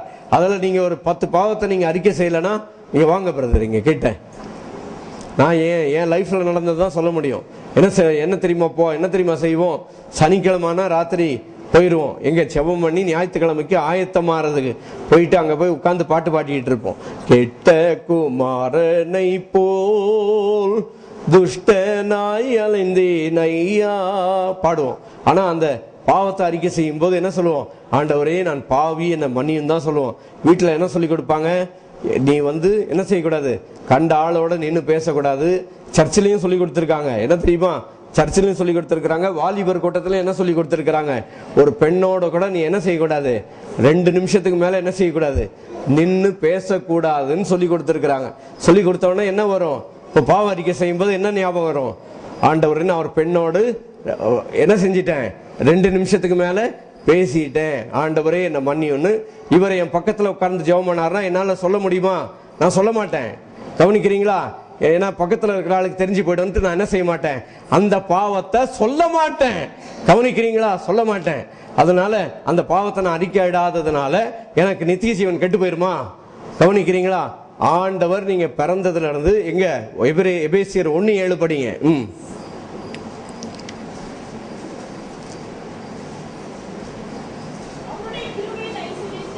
அவருடைய கிருபையின் ஐஸ்வரியத்தின்படி இவருடைய இரத்தத்தினாலே பாவ மன்னிப்பாகிய மீட்பு, உங்கள் கடந்த கால, நிகழ்கால, எதிர்கால எல்லா பாவத்திற்குரிய மன்னிப்பாகிய மீட்பு இவருக்குள் நமக்கு உண்டாயிருக்கிறது. இப்போ இவர்கிட்ட நான் கேட்டேன், இவரை நான் பல முறை கூப்பிட்டு கேட்டிருக்கிறேன், எத்தனை வயசுல இயேசு ஏத்துக்கிட்டீங்கன்னா ஒரு 25 வயசுல இயேசு ஏத்துக்கிட்டேன்னு சொல்லுவாரு. இயேசு கிறிஸ்து இவர் செஞ்ச 25 வயசு வரைக்கும் உள்ள பாவத்துக்கு கரையத்தை செலுத்தினாரா, பிறந்ததுல இருந்து சாகர வரைக்கும் உள்ள கரையத்தை செலுத்தினாரா கேட்டா பிறந்ததுல இருந்து சாகர வரைக்கும் சொல்லிடுவார். அடுத்த கேள்வி நான் என்ன சொல்லுவேன் தெரியுமா? இன்னைக்கு ஞாயிற்றுக்கிழமை இப்போ ஒரு 11-11:30 மணி இருக்கும். 12 மணிக்கு இவர் என்ன செஞ்சிட்டாரு, இங்க சபையில எல்லாருக்கும் சாப்பாடு கொடுத்துதான் அனுப்புவோம். இவரை நீங்க பிரதர் அவசரமா முதல்ல எனக்கு போய் நீங்க சாப்பிட வேண்டாம், போயிட்டு வந்துட்டு சாப்பிடுங்கன்னு நான் சொல்லிட்டேன்னு வச்சுங்க. இவர் உடனே கோவப்பட்டு உள்ளத்துல இந்த ஆளுக்கு வர வேலையை கிடையாது திட்டிட்டு போயிட்டாரு. போற வழியில செத்து போயிட்டாருன்னா நரகம் போவாரா பரலோகம் போவாரா? ஏன்னா அதுக்குள்ள அவர் இன்னும் என்ன செய்யல, பாவத்தை அறிக்கை செய்யல. கவனிக்கிறீங்களா? இவர் அறிக்கை செய்யறதுனாலயே செய்யாததுனாலயே இவருக்கு பரலோகம் இல்லை. ஏன்னா இப்ப இவரை கூப்பிட்டு சொன்னா, இவர் ஆபீஸ்ல, இவர் பேங்க்ல வேலை செய்யறாரு, இந்தியன் பேங்க்ல இவரை கூப்பிட்டு கேட்கறாங்க, எல்லா பாவமும் மன்னிக்கப்பட்டது சொன்னது கரெக்ட், ஆனா பாவத்தை அறிக்கை செய்யலாம் நீ பரலோகம் போவேன்னு சொல்றது எங்களால் ஏத்துக்க முடியலன்னு இவர்கிட்ட சொல்லி இருக்கிறாங்க. அதனால ஒருத்தர் சொன்னாங்கன்னா அதுதான் 10,000 பேருக்கு, தமிழ்நாடு எல்லாருக்கும் கணக்கு. அதனால நீ என்ன செய்வ? நான் அதுக்கு தான் உதாரணம் சொன்னேன். நல்ல பாவத்தை மட்டும் நான் அறிக்கை செய்வேன், கெட்ட பாவத்தை என்ன செய்ய மாட்டேன். அதுல வேற என்னது கவனிச்சிங்களா? என்ன பாவம்? நல்ல பாவம், கெட்ட பாவம். இதுதான் மனுஷனுடைய வாழ்க்கையில நடக்கும். நான் மத்தவனை சொல்லல, நான் என்னதான் சொல்றேன். ஏன்னா 2 நிமிஷத்துக்கு மேல ஒரு பெண்ணோட என்ன செய்யக்கூடாது, பேசக்கூடாது. நான் என்ன செஞ்சிட்டேன், பேசிட்டேன். அதுவும் என்னைக்கு, சனிக்கிழமை பேசிட்டேன். இப்போ ஞாயிற்றுக்கிழமை ஆராதனைக்கு போனா என்ன வரும்? கர்த்தருடைய பிரசன்னம் இருக்காது. ஏன் இருக்காது?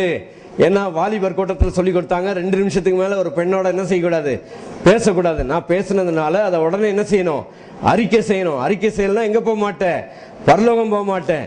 நீ ஒரு பெண்ணோட பேசுறதுனாலயோ பேசாததுனாலயோ உனக்கு நித்திய ஜீவன் கிடைக்கல. முதல்ல நித்திய ஜீவன் கிடைச்சது இயேசு கிறிஸ்துவின் ரத்தத்தின் புண்ணியத்தினால கிடைச்சது. நம்முடைய கிரியைகளினாலே நாம் நீதிமான் ஆகவில்லை. அதனால உங்க கிரியை உங்களை அநீதிமான் ஆக்காது.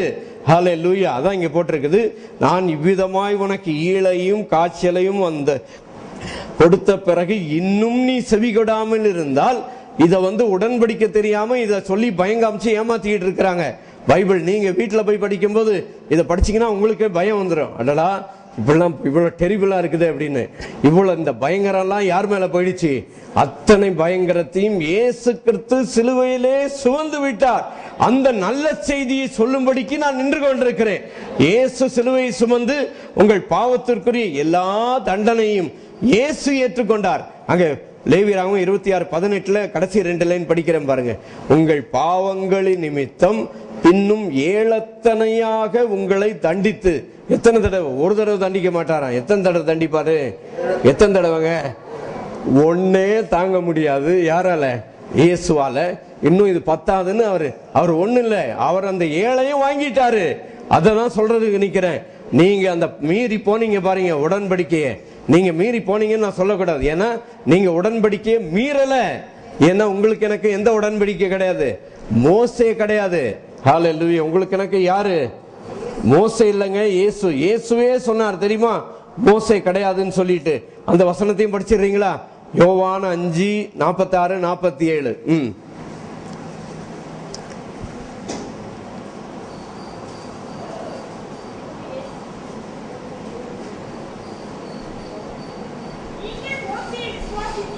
நீங்கள் மோசேயை விசுவாசித்தீர்களானால் என்னை விசுவாசிப்பீர்கள். அதனால மோசையை விசுவாசிக்கணும் ஓடி போயிடாதீங்க. அடுத்த பாதியை கேளுங்க. அவன் என்னை குறித்து எழுதியிருக்கிறானே. மோசே யாரை பத்தி எழுதியிருக்கிறாரு? ஹலோ கவனிங்க. மோசே யாரை பத்தி எழுதியிருக்கிறாரு? இயேசுவை பத்தி.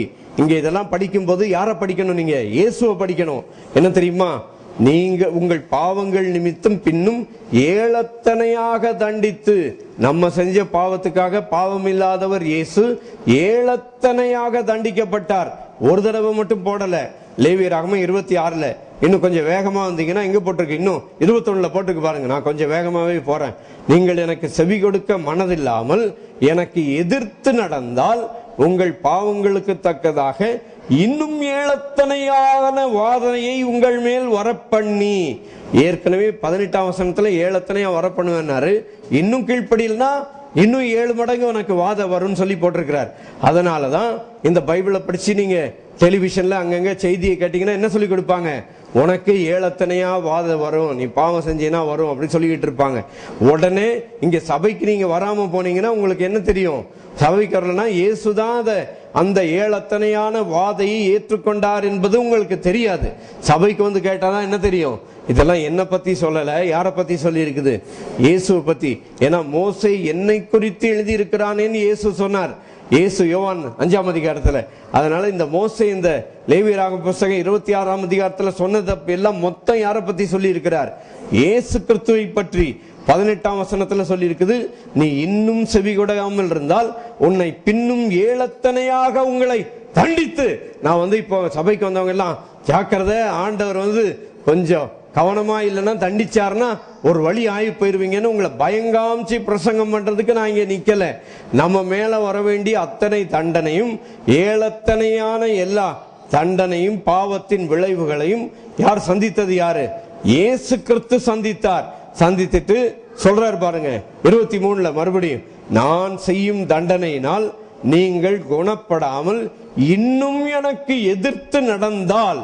மறுபடியும் 24ஆம் வசனத்துல அடுத்த ஏழத்தனை வருது. 3 7 வருது. எத்தனை? முதல்ல ஒரு 7 தடவை தண்டனை போடுவேன், 7 தண்டனை போடுவேன்.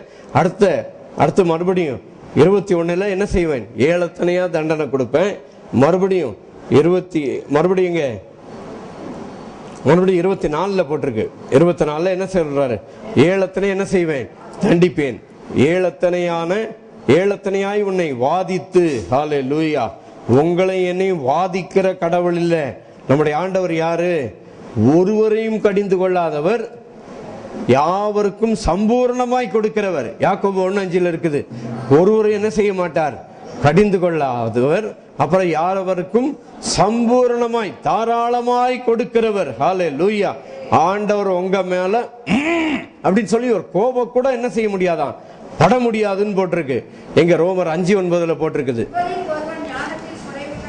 இல்ல, நான் அங்க யாக்கோபெல்லாம் தாண்டி ரொம்ப வேகமா வந்துட்டேன். எங்க நான் ரோமர் 5:9 நிக்கிறேன். இப்பதான் அவங்க யாக்கோபு 1க்கு வந்திருக்கிறாங்க.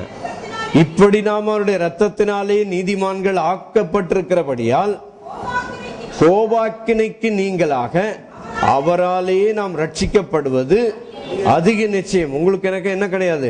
ஆண்டவருடைய கோபம் உங்க மேல கிடையாது. ரோமர் 5:9, 1 தெசலோனிக்கேயர் 5:9, இன்னும் ஏசாயா 54:9 இத்தனையிலும் போட்டிருக்குது. ஆண்டவருடைய கோபம் யார் மேல கிடையாது? உங்க மேல கிடையாது. ஆண்டவருடைய கோபம் உங்க மேல கிடையாது. 5:9, 54:9, 5:9 ஞாபகம் வச்சுக்கிடுங்க. ஏசாயா 54:9, ரோமர் 5:9, 1 தெசலோனிக்கேயர் 5:9. சரி, இப்படி எல்லாம் போட்டு இன்னும் இருக்கு பாருங்க. மறுபடியும், இப்படி என் உடன்படிக்கை மீறினதினால் உனக்கு நான் கொள்ளை நோயை வரப்பண்ணுவேன். அடுத்து மறுபடியும் நேரா கொஞ்சம் வேகமாங்க கீழே 27. இன்னும் எனக்கு நீங்கள் செவிகொடாமல் எதிர்த்து நடந்தால், செவிக்கணும் கேட்காம போனாலும் பரவாயில்ல, நீ என்ன செய்கிற? எதிர்க்கிற. எதிர்த்து நடந்தால் இன்னும் அடுத்த 7 வருதாங்க. உங்கள் பாவங்களின் நிமித்தம் உங்களை ஏளத்தனையாக தண்டிப்பேன். அந்த தண்டனையை வாங்கினதுனால நம்ம என்ன செய்வோமா? உங்கள் குமாரரின் கடையில ஆடு மாடி கோழி கிடைக்கலன்னு உங்க குமாரரையும் உங்கள் குமாரத்தையும் மாம்சத்தையும் என்ன செய்வீங்களா? மனுஷ மாம்சம் ரொம்ப டேஸ்டா இருக்கும்னு சொல்லி யாரோ பேசுனதை நான் கேட்டிருக்கேன். அதனால ஏதாவது போய் ட்ரை பண்ணி பாத்துறாதீங்க. நான் போய் இங்க போட்டிருக்குது, அந்த தண்டனையினால நீ என்ன செய்வ? உங்கள் குமாரரின் மாம்சத்தையும் குமாரத்திகளின் மாம்சத்தையும் புசிப்பீர்கள். இந்த தண்டனையெல்லாம் ஏற்றுக்கொண்டது யாரு? அடுத்தது என்ன போட்டிருக்காங்க? வருது, கொஞ்சம் வேகமா வாங்க. ஓய்வு நீ இப்படி பண்றதுனால தேசத்திலிருந்து உன்னை துரத்திடுவேன். இன்னும் கொஞ்சம் அப்படி அந்த பக்கம் வந்துடலாமா? 26:41.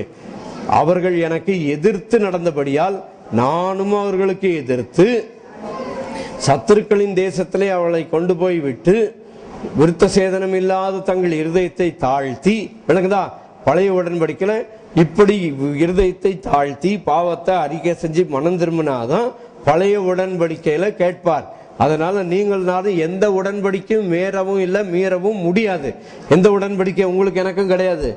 ஆபிரகாம் எந்த காலத்துல இருந்தாரு? நியாயப்பிரமாணம் வர்றதுக்கு 400 வருஷத்துக்கு முன்னால இருந்தாரு. அதே போல ஆபிரகாம் இருந்தது போல இன்றைக்கு உங்களுக்கு எனக்கும் நியாயப்பிரமாணம் கிடையாது. நியாயப்பிரமாணம் பாவத்தை அறிகிற அறிவை உண்டாக்கும் சொல்லி ஏற்கனவே ரோமர் 3:20 படிச்சோம். கலாத்தியர் 2:16 போட்டிருக்குது, நியாயப்பிரமாணத்தினால எந்த மனுஷனும் நீதிமான் ஆகிறது இல்லை அப்படின்னு போட்டிருக்கு. அப்படின்னு சொல்லிட்டு இதெல்லாம் இவ்வளோ ஏழத்தனையா கொடுப்பேன், அதை பண்ணுவேன், இதை பண்ணுவேன்னு சொல்லிட்டு கடைசியா போட்டிருக்கு பாருங்க. கடைசியா 44 மொத்தமா சேர்த்து ஒரு ஆசீர்வாதத்தை கர்த்தர் யாருன்னு சொல்லிட்டார் பாருங்க. அங்க 44 அவர்களை கைவிடவும் அவர்களை வெறுக்கவும் மாட்டேன். ஆண்டவர் சொன்னார் பாருங்க. ஆண்டவர் யாரு? அவர்களை கைவிடாமலும் அவர்களை வெறுக்கவும் மாட்டேன் என்று கர்த்தர் சொன்னார். உங்களை என்னை ஆண்டவர் என்ன செய்ய மாட்டார்? கைவிட மாட்டார். ஹல்லேலூயா. எப்படி? பாவம் செஞ்சா கைவிட்டுருவாரு, பாவம் செய்யலன்னா கைவிட மாட்டார் சொல்றதுக்கு இல்லை. ஆண்டவர் உங்களை உண்டாக்கி உங்களை ரட்சித்தபடியினால் உங்களை ஒருபோதும் என்ன செய்ய மாட்டார்? கைவிடவே மாட்டார். ஹல்லேலூயா. என்றென்றைக்கும் உங்களோடு கூட இருக்கிறவர். அங்க சொல்லியிருக்கு பாருங்க, நான் யாக்கோபோடு ஈசாக்கோடு பண்ணின இந்த உடன்படிக்கைலாம் வேண்டாம் உங்களுக்கு. உங்களுக்கு இயேசுவோடு பண்ணின உடன்படிக்கை தான் வேணும். இயேசுவோடு உங்களுக்கு எனக்கு கர்த்தர் என்ன செஞ்சிருக்கிறார்? உடன்படிக்கை பண்ணியிருக்கிறார். அந்த உடன்படிக்கை படிச்சிடுறீங்களா? அந்த உடன்படிக்கை இயேசுவோடு பண்ண உடன்படிக்கை நம்ம பார்த்துட்டோம். இப்ப அந்த உடன்படிக்கை வச்சு ஒரு பாட்டு பாடுவோம். 5 பாவி நான் என்றாலும் தள்ளி விடாமல் பாதுகாக்கின்றார், இருவை தருகின்றார். பாவி நான் என்றாலும் தள்ளி விடாமல் பாதுகாக்கின்றார், இருவை தருகின்றார். இயேசு நேசிக்கிறார், அவர் அன்பாய் நேசிக்கிறார். இயேசு நேசிக்கிறார், அவர் அன்பாய் நேசிக்கிறார். அதனால தேவன் நம்மோடு கூட தொடர்பு கொள்றார்னா என்ன அர்த்தம்னா, உங்களை என்ன அக்கிரமத்திலும் பாவத்திலும் மரித்த நம்ம என்ன செய்து விட்டார்? உயிர்ப்பித்து விட்டார். உயிர்ப்பித்த ஜனங்கள் மத்தியிலேயே அவர் வாசம் பண்ணுகிறார். பழைய ஏற்பாடுல தாவீது என்ன செய்யப்படல? உயிர்ப்பிக்கப்படல. மோசே உயிர்ப்பிக்கப்படல, தானியேல் உயிர்ப்பிக்கப்படல, நெகேமியா உயிர்ப்பிக்கப்படல. ஸ்பிரிச்சுவலி டெட் பீப்புள் இவங்களாம் யாரு? ஆவியிலே மரித்த இஸ்ரவேல் ஜனங்களிடத்துல அவர்களோடு பேசணும் பழகணும்னு சொல்லிட்டு கர்த்தர் ஆசரிப்பு கூடாரத்தையும் உடன்படிக்கை பெட்டியும் வச்சார். இன்னைக்கு ஆசரிப்பு கூடாரமும் கிடையாது, உடன்படிக்கை பெட்டியும் கிடையாது.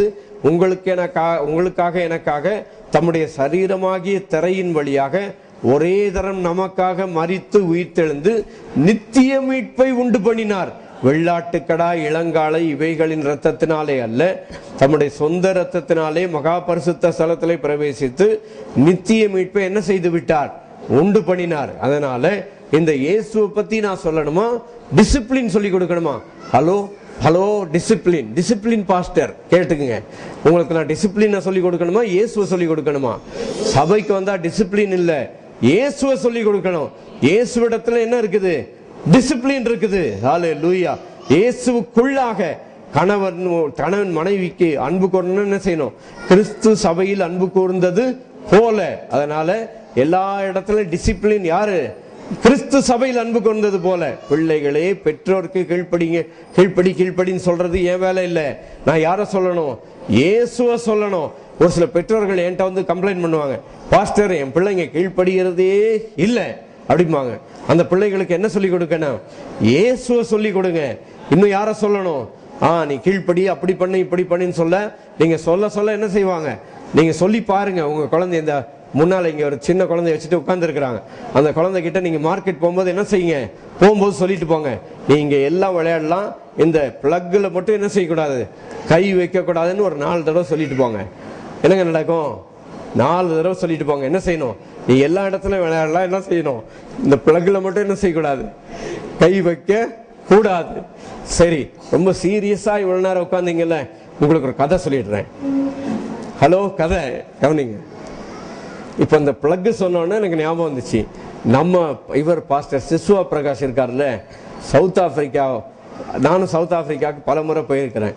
அங்க பாத்தீங்கன்னா ஒவ்வொருத்தருடைய வீட்டு கேட்டு கம்பியில கரண்ட் வச்சிருப்பாங்க, ஜன்னல்ல கரண்ட் வச்சிருப்பாங்க. அதனால எங்க என்ன வச்சிருப்பாங்கன்னு தெரியாது. ஏன்னா அங்க திருடங்க ரொம்ப ஜாஸ்தி. நீங்க காரை விட்டுட்டு வீட்டுக்குள்ள வந்துட்டு வெளியே போனீங்கன்னா கார் அங்க என்ன செய்யாது? நிக்கும்ன்றதுக்கு கேரண்டி கிடையாது. இல்ல நீங்க கார் எடுத்துட்டு உங்க வீட்டுக்கு வந்து கேட்டை திறக்கும் போதே வாசல்ல நின்று துப்பாக்கி காமிச்சு காரை கொடு, சாவியை கொடு, விசா கார்டை கொடுன்னு சொல்லி மொத்தமா கேட்பான். நீங்க என்ன செஞ்சிருவீங்க?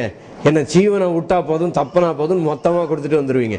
அப்படி நிறைய விசுவாசிங்க சவுத் ஆப்பிரிக்கால என்கிட்ட சொல்லியிருக்கிறாங்க. வந்து என்னை விரட்டினா நான் எல்லாத்தையும் கொடுத்துட்டு எப்ப என்ன ஆளை விடுன்னுட்டு நான் வந்துட்டேன் அப்படின்னு சொல்லுவாங்க. விளங்குதா? இப்படி நம்ம பிரதர், நம்ம பாஸ்டர் சிசுவா பிரகாஷ் அங்க ஒரு இடத்துல தங்கினார், ஒரு வீட்டுல. அந்த வீட்டுல என்ன சொன்னாங்க தெரியுமா? இந்த நீங்க உங்க ரூம்ல இருந்து டாய்லெட் போனா இப்படி போலாம், இங்க வரலாம். நடுவில் நீங்க என்ன செய்யாதீங்க? ராத்திரி எப்பயாவது எந்திரிச்சு வந்தா இந்த ஜன்னல்ல என்ன செய்யாதீங்க? கை வைக்காதீங்கன்னு சொல்லிட்டாங்க. இவர் என்ன பண்ணாரு? இந்தியாக்காரில் போயிட்டு ஜன்னல்ல கை வச்சுட்டாரு. கை வச்சா என்ன நடக்கும்? கரண்ட் இல்லை. அது ஒய் இந்த காரை தொட்டா கத்தும் பாருங்க. அது மாதிரி கத்த ஆரம்பிச்சிச்சு. அந்த வீட்டு ஓனர் என்ன பண்ணாரு தெரியுமா? துப்பாக்கி எடுத்துட்டு அப்படியே மெதுவா வர்றாரு. எவன்டா உள்ள நுழைஞ்சதுன்னு. இவரு நம்ம சிசுவா பிரகாஷ் 2 கையும் தூக்கிட்டு, நான் இந்தியால இருந்து வந்திருக்கிறேன், என்ன சுட்றாத, don't shoot me, I am from India, leave me. அதனால தொடாதன்னு சொன்னா என்ன செய்யும்? கட்டாயம் தொட்டுதான் ஆகும். அதனாலதான் கொலோசியர் நான் சொல்றேன்னு நினைச்சுப்பீங்க. நீங்க எடுங்க, கொலோசியர் 2 எடுங்க. நம்ம பிள்ளைகளுக்கு, நம்ம ஆட்களுக்கெல்லாம் சொல்லிக் கொடுக்க வேண்டியது என்ன? இயேசுவை சொல்லிக் கொடுக்கணுங்க. வேதத்துல சொல்லி இருக்குது, பாத்துருங்க. தொடாதே, ருசி பாராதே. எடுங்க அது.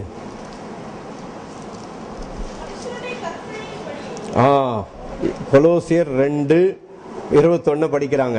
மனுஷருடைய கற்பனைகளின்படியேயும் போதனைகளின்படியேயும் நடந்து தொடாதே, ருசி பாராதே. நீ இதை செய்யாதன்னு ஒரு 10 தடவை நல்லா இருக்கிற பையன்கிட்டே, நல்லா இருக்கிற மகள் இடத்துல நீங்க இதை செய்யாத அதை செய்யாதன்னு நீங்க தூண்டி விட்டா அந்த பசங்க என்ன செய்யும்? நீங்க செய்யாதன்னு சொல்லி செய்ய வைக்கிறீங்க. விளங்குதா? அதுக்கு பதில் யார சொல்லணும்? இயேசுவை சொல்லுங்க. ஹல்லேலூயா. யாரு போதுமே? யாருங்க போதுமே? மோசே போதுமே வா, இயேசு போதுமே வா? எல்லாரும் சொல்லாமா? மோசே போதுமே, மோசே போதுமே, எந்த நாளிலுமே என் நிலையிலுமே எந்த வாழ்வினிலே மோசே போதுமே.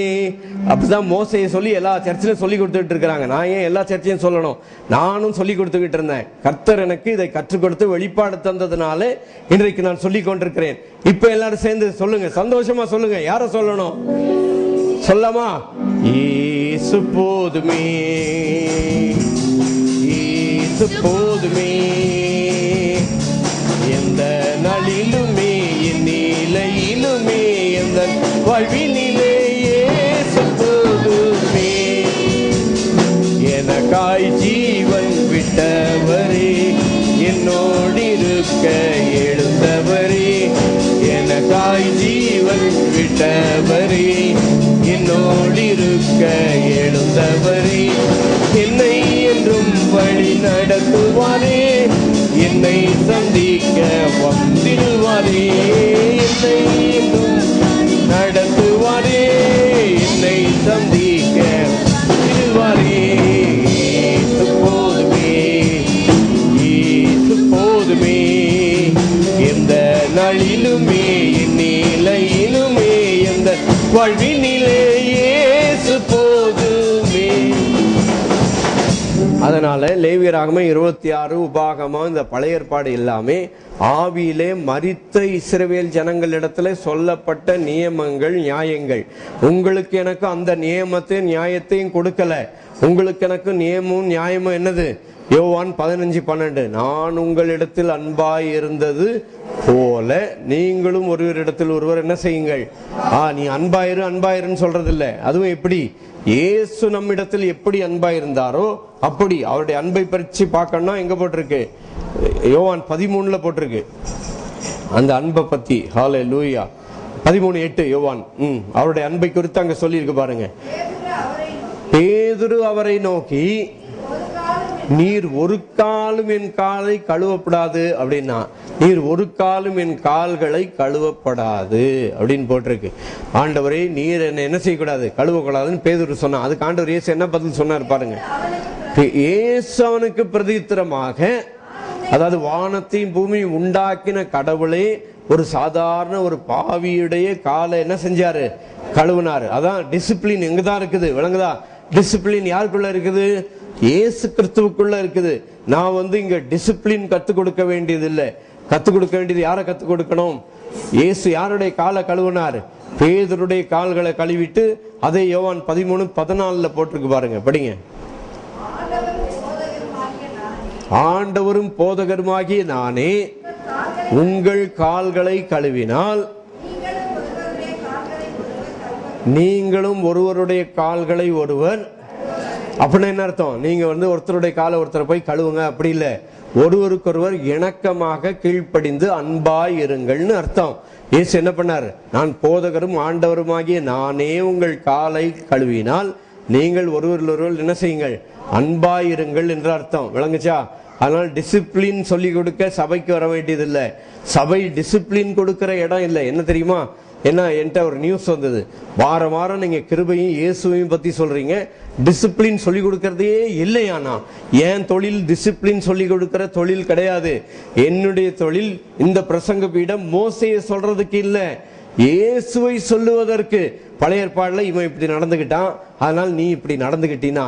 நீ டிசிப்ளின் சொன்னாலே அருவருப்பு. முதல்ல அது தெரிஞ்சுக்கோ. என்னது? எங்க ஏசாயா 64:6 போட்டிருக்குது.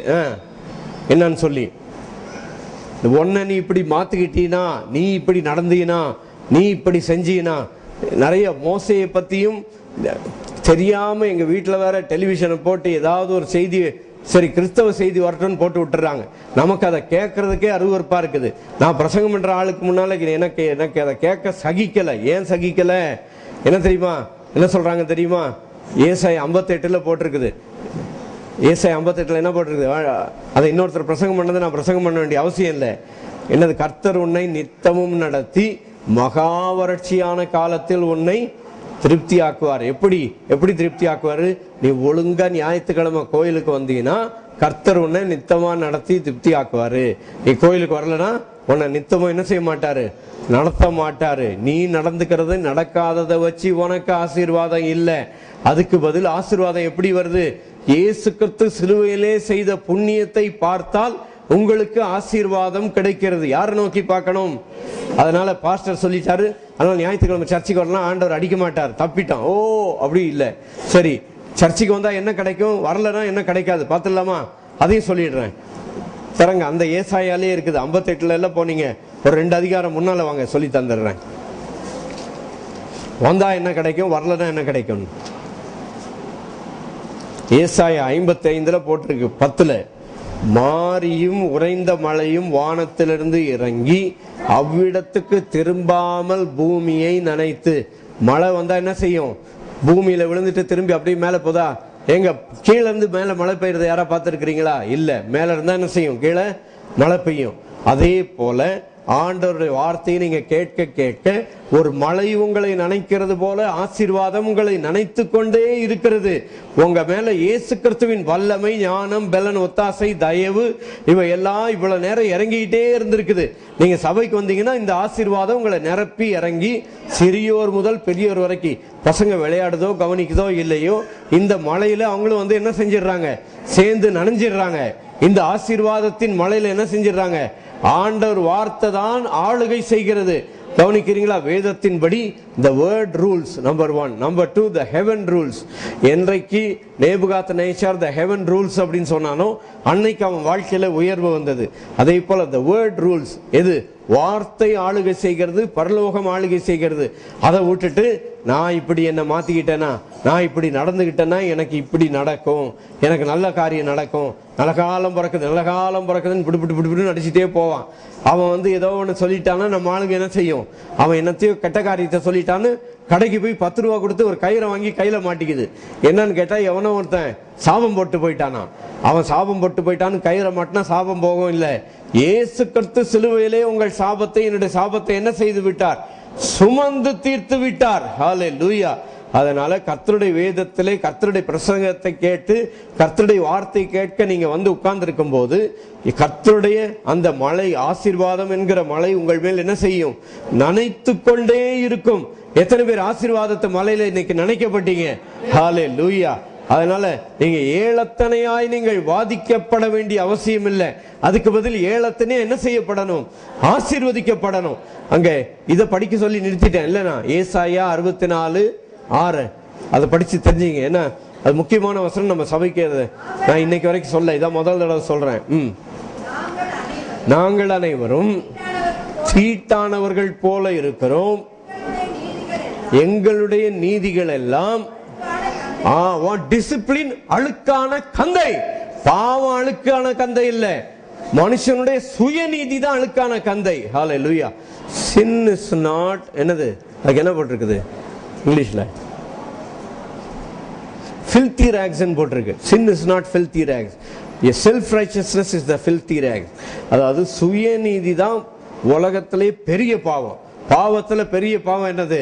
சுயநீதி. அப்படின்னா ஆண்டவர் தான் நான் என்று சொல்ல தகுதியுடையவர். அதை விட்டுட்டு நான் இப்படி பண்ணிட்டேன்னா எனக்கு இப்படி நடந்துரும் அப்படின்னு சொல்றதுக்கு பேர் தான் என்னது? உலகத்திலேயே கொடிய பாவம். அதை விட்டுட்டு என்ன செய்யணும்? நான் இல்ல ஆண்டவரே, உம்முடைய கிருபை, உம்முடைய தயவினால் எனக்கு காரியம் என்ன செய்கிறது? நடக்கிறது. எத்தனை பேருக்கு இது விளங்கிச்சு?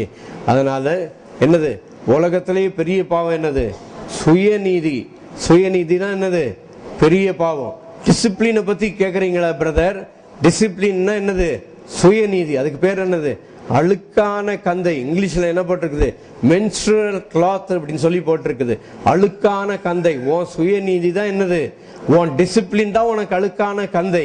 நீ இப்படி நடந்துக்கோ அப்படி நடந்துக்கோ சொல்றியே, அந்த டிசிப்ளின் தான் என்னது? பாவம் செய்யறது அழுக்கான கந்தை இல்ல. நீ அதை செய்யாத இதை செய்யாதன்னு சொல்லி பாவம் செய்யறது என்ன இல்லை. இது ரொம்ப முக்கியமான கருத்துள்ள ஒரு வார்த்தைங்க இது. நான் சொல்றது ஆசீர்வாதத்துக்கு பெரிய ஒரு ஆசீர்வாதத்துக்கு இருக்கிற முக்கியமான பாயிண்ட் இதுதான். என்ன? நம்முடைய நீதி அல்ல. யாருடைய நீதி? இயேசு கிறிஸ்துடைய நீதி. யாருடைய நீதி கிடையாது. நம்முடைய நடந்து கொள்ளுகிற திறமையோ நம்முடைய சக்தியோ பக்தியோ கிடையாது. விளங்குதா? டிசிப்ளின் சொல்லி கொடுக்க, டிசிப்ளின் கத்துக்கிட்டதுக்கு தேவாலயத்துல வரல. ஃபேமிலியை பத்தி சொல்லி கொடுக்கணுமா, டிசிப்ளின் சொல்லி தரணுமா, என்னெல்லாமோ சொல்லி தரணுமா. நேற்று ஒரு பாஸ்டர் என்கிட்ட ரொம்ப நேரம் பேசிக்கிட்டு இருந்தார். நான் சொன்னேன், எல்லா டிசிப்ளினும் எங்க இருக்குது? கிறிஸ்துவுக்குள்ள இருக்குது. யாருக்குள்ள இருக்குது? இயேசு கிறிஸ்துவுக்குள்ளாக இருக்குது. பிள்ளைகளே பெற்றோருக்கு கர்த்தருக்குள் என்ன செய்யுங்கள்? கீழ்ப்படியுங்கள். ஹல்லேலூயா. புருஷர்கள் மனைவி இடத்துல எப்படி அன்பு கூறணும்? கிறிஸ்து சபையில் அன்பு கூர்ந்தது போல புருஷர் மனைவி இடத்துல என்ன செய்யுங்கள்? அன்பு கூறுங்கள். சும்மா அன்பு கூறு அன்பு கூறு அன்பு கூறு இல்லை. எப்படி? கிறிஸ்து சபையில எப்படி அன்பு கூர்ந்தார்? எப்படி அன்பு கூர்ந்தார்? நம்ம சபையில எல்லாருக்கும் தெரியும். எப்படி? பாவிகளாய் இருக்கையில், சத்துருக்களாய் இருக்கையில், பலனற்றவர்களாய் இருக்கையில் கர்த்தர் என்ன செய்தார்? அன்பு கூர்ந்தார். கிறிஸ்து அதை போல என்ன செய்யணும்? புருஷன் மனைவி இடத்துல என்ன செய்யணும்? கிறிஸ்து சபையில் அன்பு கூர்ந்தது போல. அதனால நான் இங்க நீ எப்படி அன்பு கூறு, எப்படி நடந்துக்கோ, எப்படி நடந்துக்காத அப்படின்னு சொல்ல வேண்டிய அவசியம் இல்லை. விளக்குதா? இங்க வந்தா யாரை பார்க்கணும்? பாஸ்டர் இல்லை, யாரை பார்க்கணும்? இயேசு கிறிஸ்துவை காணும்படிக்கு நாம் வந்திருக்கிறோம்.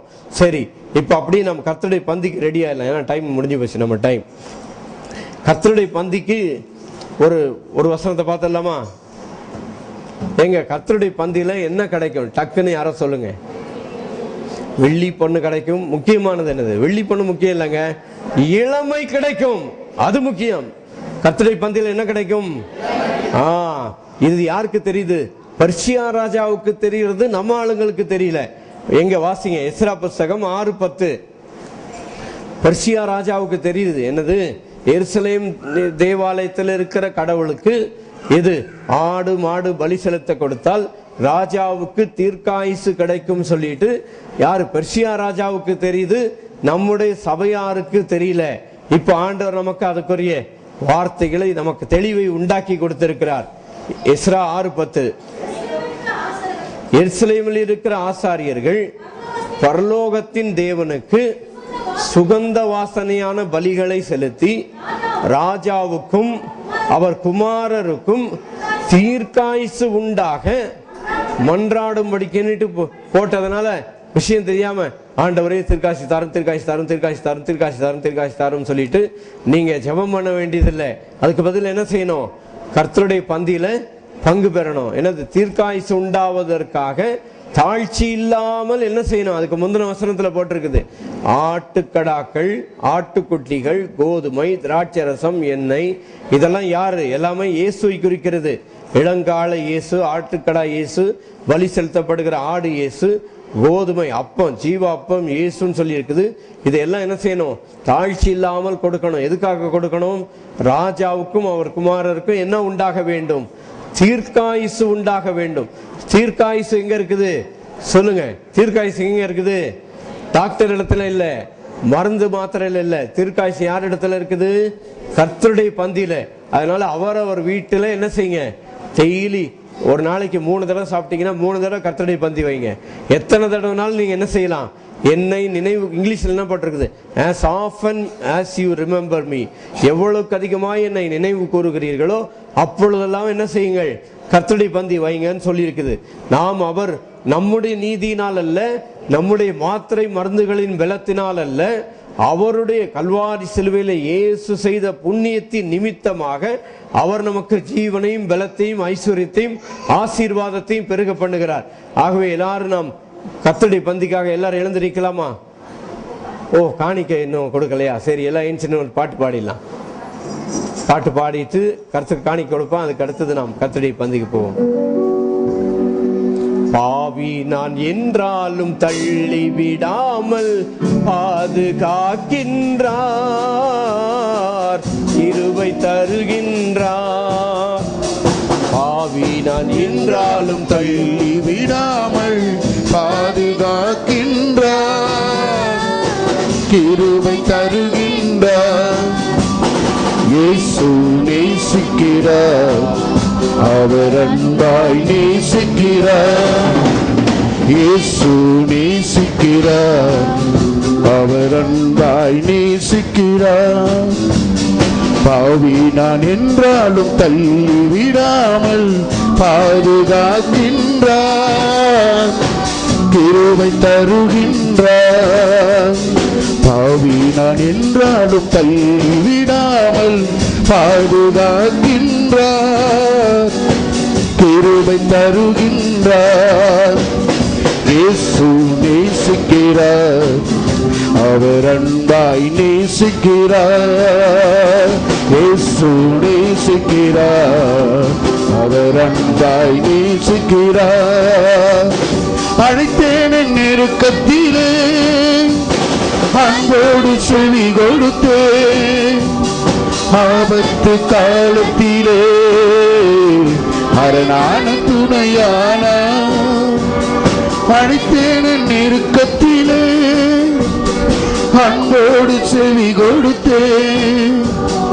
ஆபத்து காலத்திலே அரணான துணையானார். ஆத்துமத்தில் என்னை முழு மனதுடன் அரவணைத்தாரே, அன்பை அளித்தாரே. ஆத்துமத்தில் என்னை முழு மனதுடன் அரவணைத்தாரே, அன்பை அளித்தாரே. இயேசு நேசிக்கிறார், அவர் அன்பாய் நேசிக்கிறார்.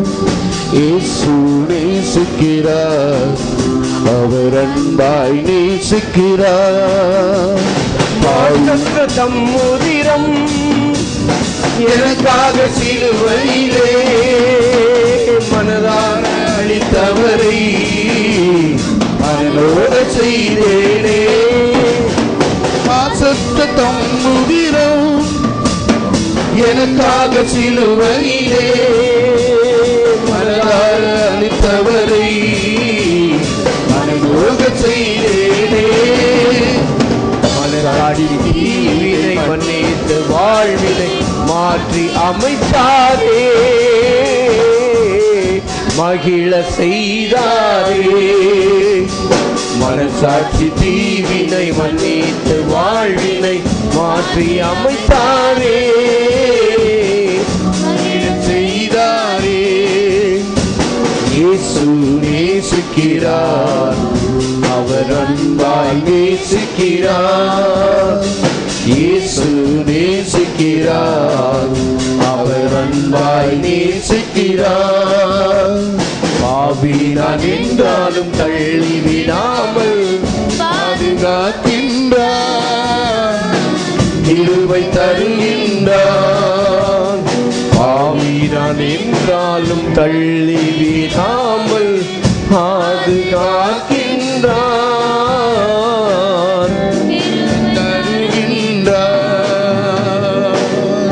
அதனால எங்க போறீங்களோ வரீங்களோ உங்க சரீரம் பலமா ஆரோக்கியமா இருக்குன்னா ஞாயிற்றுக்கிழமை கர்த்தருடைய பந்திக்கு என்ன செஞ்சிருங்க, முடிஞ்சா காலையிலயும் சாயங்காலமும் வந்து பங்கு பெற்றாலும் ரொம்ப சந்தோஷமான காரியம். ஹல்லேலூயா.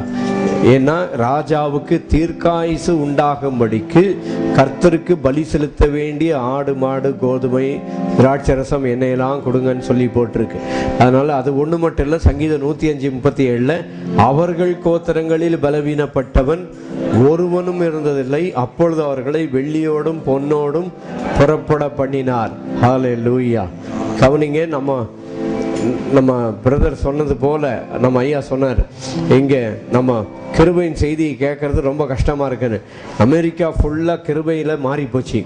கிருபை பிரசங்கம் பண்ணி எல்லா பாஸ்டர்மாரும் கிருபை பிரசங்கம் பண்ணி அங்க இருக்கிற தமிழ் ஆட்கள், நேத்து என்கிட்ட இந்த நியூஸ் வந்தது, அங்க இருக்கிற தமிழ் ஆட்கள் எங்களுக்கு எந்த சர்ச்சுக்கு போறதுன்னு தெரியல, எந்த சர்ச்சுக்கு போனாலும் நீ இப்படி பண்ணு அப்படி பண்ணு, எப்படி இருக்கணும் எப்படி இருக்கக்கூடாதுன்னு சொல்லி கொடுக்குறாங்க. அதனால உங்க பிரசங்கத்தெல்லாம் ஃபுல்லா எங்களுக்கு காப்பி பண்ணி எல்லாத்தையும் அனுப்புங்கன்னு நேத்து 2-3 பேர்கிட்ட நான் கேள்விப்பட்டேன். ஏன்னா இந்த உங்களுக்கு எனக்கு கர்த்தர் கிருபையாக அவர் நமக்காக செய்தது என்ன என்பதுதான் முக்கியமே தவிர ஓ உபவாசம் ஓ ஜபம் முக்கியம் இல்லை. விளங்குதா? அப்படின்னா நான் உபவாசம் பண்ண வேண்டாமா? செத்த கிரியை வேணும்னா செத்த கிரியை பண்ணிட்டு போ. ஹல்லேலூயா. உபவாசம் என்னது? செத்த கிரியை, ஜீவனுள்ள கிரியை தான் நமக்கு அவசியம். அதுக்கு நான் ஏற்கனவே பிரசங்கம் பண்ணி வழக்கம் கொடுத்தாச்சு. பழைய ஏற்பாடுல என்ன செஞ்சாங்க? மோசையுடைய உடன்படிக்கையை மீறினதுனால அவங்க உபவாசம் இருந்தாங்க. நீங்க எந்த உடன்படிக்கையும் மீறல. ஹல்லேலூயா. அதனால நீங்க உபவாசம் பண்ண வேண்டிய அவசியம் இல்ல. ஏன் நான் ஸ்ட்ரைட்டா தான் சொல்றேன், ஏன் இதுல என்ன பயம் வாழுது?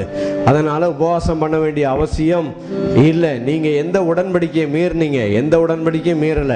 உங்ககிட்ட என்கிட்ட என்ன செய்யல? மோசையின் உடன்படிக்கை பண்ணல, அவருடைய இரத்தத்தினாலாகிய உடன்படிக்கையை கர்த்தர் பண்ணி இருக்கிறார். அதனால நீங்க உபவாசம் பண்ண வேண்டிய அவசியம் இல்லை. ஏன்னா நேற்று ஒரு பாஸ்டர் என்கிட்ட கேட்டார், நாங்க சபையில உபவாச ஜெபம் வைக்கணுமா அப்படின்னார். நான் அவர்கிட்ட என்ன சொன்னேன், செத்த கிரியை செய்யணும்னா செய்யுங்க ஒண்ணு. ரெண்டாவது, இதை போல எந்த உடன்படிக்கையும் உங்க ஜனங்க மீறல. மீறினாதான் என்ன செய்யணும்? நெகேமியாவை போல தானியேலை போல போய் உட்கார்ந்து என்ன செய்யணும்? அறிக்கை செய்யணும். அடுத்தது நம்ம அறிக்கை செய்யறது என்ன? அறிக்கை செய்யணும், இயேசுவை அறிக்கை செய்யணும். யார் அறிக்கை செய்யணும் சொல்லுங்க, அதை மறந்துடாதீங்க. யார் அறிக்கை செய்யணும்? சரி, பலவீனம் வந்தா யார் அறிக்கை செய்யறோம்? இயேசுவின் பலத்தை. ஹல்லேலூயா. தரித்திரம் வந்தா யார் அறிக்கை செய்யறோம்? இயேசுவின் ஐஸ்வர்யத்தை. பாவம் வந்துட்டா யாரை அறிக்கை செய்யணும்? இயேசு கிறிஸ்துவின் நீதியை. ஹல்லேலூயா. விளங்குச்சா? இந்த நீதியில தான் சகல ஆசீர்வாதமும் இருக்குது. நீதி உங்க நீதியில இல்ல. அந்த நீதியை மட்டும் தெரிஞ்சுக்கிட்டீங்கன்னா உங்க ஆசீர்வாதத்துக்கு எல்லையே கிடையாது. எல்லாரும் சேர்ந்து சொல்றீங்களா? நான் கிறிஸ்து இயேசுவுக்குள் தேவனுடைய நீதியாய் இருக்கிறேன். சொல்லுங்க, I am the righteousness of God. எப்படி சொல்லுவீங்களா தெரியல. I am the righteousness of God in Christ Jesus. நீங்களே தான் தேவனுடைய நீதியா, நீங்க தான் நீதின்னு சொல்லி கர்த்தர் சொல்றார். ஹல்லேலூயா. அந்த நீதியை விட்டுட்டு நான் இப்படி செஞ்சிட்டேனா, நான் அப்படி பண்ணிட்டேன்னா கர்த்தர் என்ன ஆசீர்வதிச்சிருவாரு அப்படின்னு உங்க எண்ணத்தின்படி, உங்க யோசனையின்படி இல்ல, கிறிஸ்துவின் எண்ணத்தின்படி, கிறிஸ்துவின் யோசனையின்படி. அதை அடுத்த வாரம் பார்ப்போம். அந்த கிறிஸ்துவின் எண்ணம், கிறிஸ்துவின் யோசனை என்னன்னுட்டு. ஆசாரியனுடைய நெற்றியில என்னன்னு போட்டிருக்கோம்? கர்த்தருக்கு பரிசுத்தம். நீங்கள் நானும் யாருக்குள்ள இருக்கிறோம்? இதுதான் கிறிஸ்துன்னு வச்சுக்கிடுங்க. கவனிக்கிறீங்களா? இங்க என்ன பாருங்க, இதுதான் கிறிஸ்து. கவனிக்கிறீங்களா? இந்த இது என்னது? இந்த புக்கு இதுதான் கிறிஸ்து. இப்போ இங்க இந்த பேனா தான் நீங்க. கவனிக்கிறீங்களா?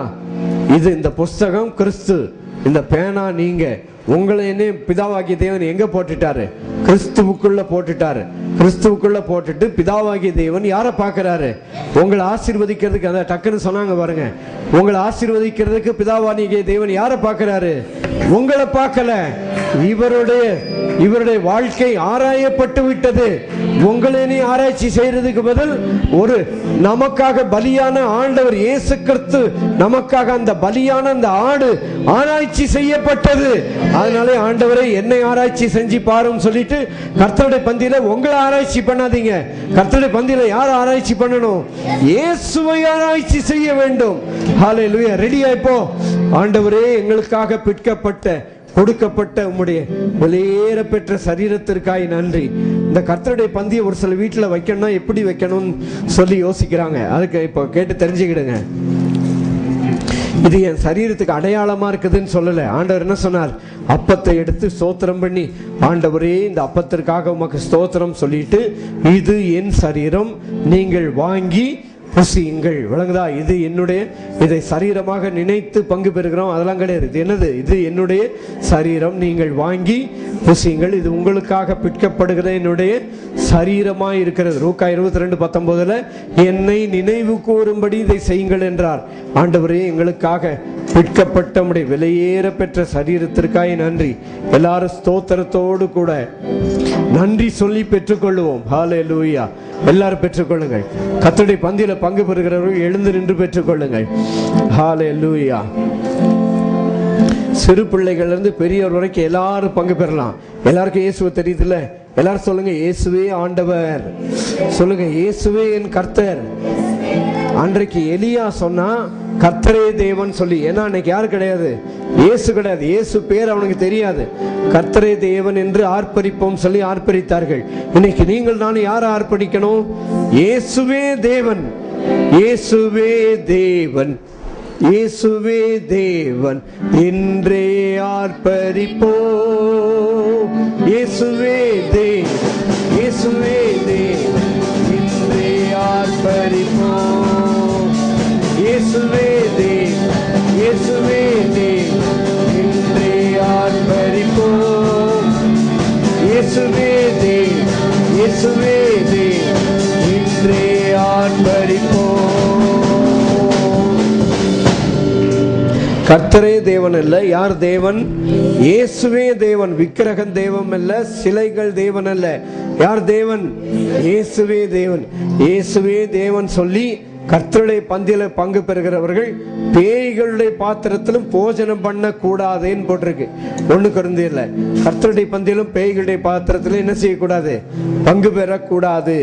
பேய்களுடைய பாத்திரம்னா விக்கிரகத்தின் பாத்திரத்திலும் கர்த்தருடைய பாத்திரத்திலும் என்ன செய்யக்கூடாது? பங்கு பெறாதே அப்படின்னு சொல்லி இருக்குது. ஹல்லேலூயா. Glory. Hallelujah. எல்லாரும் பெற்றுக்கொள்ளுங்கள். Thank you. வெயிட் பண்ணுவோம் எல்லாரும் பெற்றுக்கொள்றதுக்கு. Thank you Jesus. Hallelujah. இந்த சனிக்கிழமை மறந்துடாதீங்க, காலையில் 9:30 மணிக்கு இங்கே கிரேஸ் செமினார் இருக்கு. இந்த சனிக்கிழமை சபையார் எல்லாரும் காலையில் கொஞ்சம் சீக்கிரம் வந்துடுங்க. மதியானம் கரெக்டாக 12:30 மணிக்கு முடிச்சு இங்கே லஞ்சோட சேர்த்து உங்களை அனுப்பிடுவோம். ஹல்லேலூயா. நமக்கு இது கிருபையாய் கிடைச்ச பாக்கியம். மற்றவங்களாம் எங்கள் சபைக்கு உங்கள் ஆளை, எங்கள் சபைக்கு ஆள் அனுப்பு, இங்கே இந்த இடத்துக்கு அனுப்பு, அங்கே அனுப்புன்னு கேட்குறாங்க.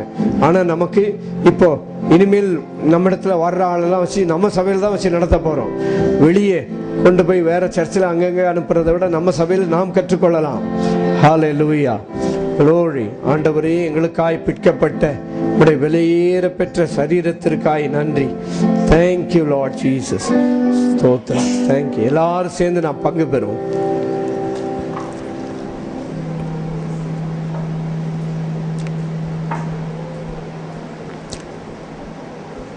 போஜனம் பண்ணின பின்பு அந்தபடியே பாத்திரத்தை எடுத்து, இது உங்களுக்காக சிந்தப்படுகிற என்னுடைய பொது உடன்படிக்கையின் இரத்தமாய் இருக்கிறது என்று இயேசு சொன்னார். என்னை நினைவு கூறும்படி இதை செய்யுங்கள் என்றார். ஆண்டவரே, எங்களுக்காக சிந்தப்பட்ட உம்முடைய விலையேற பெற்ற இரத்தத்திற்காய் உமக்கு ஸ்தோத்திரம். எல்லாரும் நன்றியோடு கூட ஆண்டவரே உம்முடைய இரத்தத்தை எங்களுக்கு தந்தபடியால் நன்றி என்று சொல்லி எல்லாரும் பெற்றுக்கொள்ளுங்கள். ஹல்லேலூயா. Thank you Lord. Oh, the blood of Jesus. Oh, the blood of Jesus. Oh, the blood of Jesus. He washes white as snow. Oh, இயேசுவின் இரத்தம்.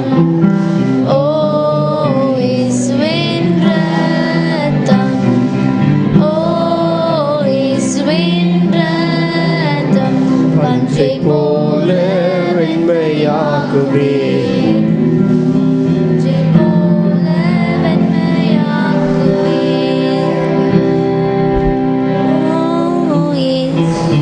கவனிங்க, பழைய ஏற்பாட்டில் நீங்கள் கீழ்ப்படிந்தால், நீங்கள் செவி கொடுத்தால், நீங்கள் இப்படி செய்தால். புதிய ஏற்பாட்டில் என்ன போட்டிருக்கு தெரியுமா?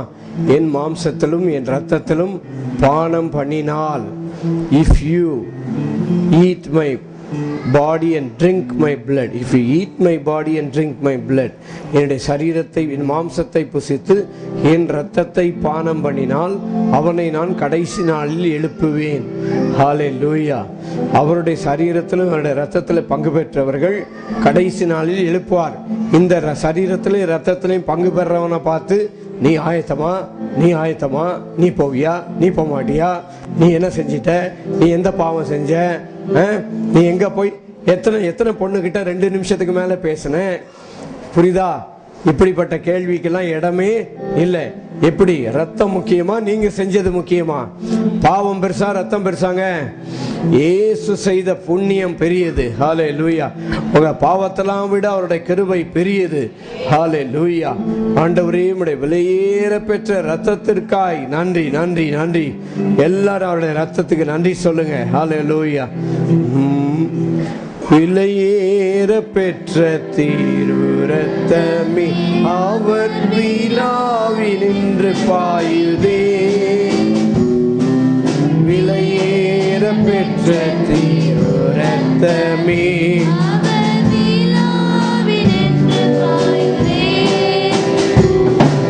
விலையேற பெற்றோம் நாய் உண்டை மாற்ற விலையாக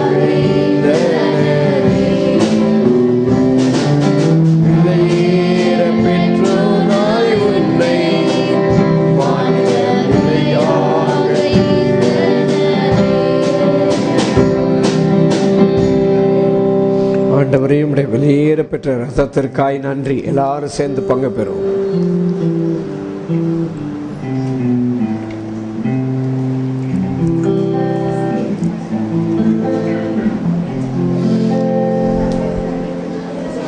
எல்லாரும் ஜெபம் பண்ணும். இன்றைக்கு மாலை ஆராதனை இங்கே 6:30 மணிக்கு உண்டு, 6:30க்கு ஈவினிங் உண்டு, 8 மணி கரெக்டாக முடிச்சிருவோம். ஜெபம் பண்ணும்.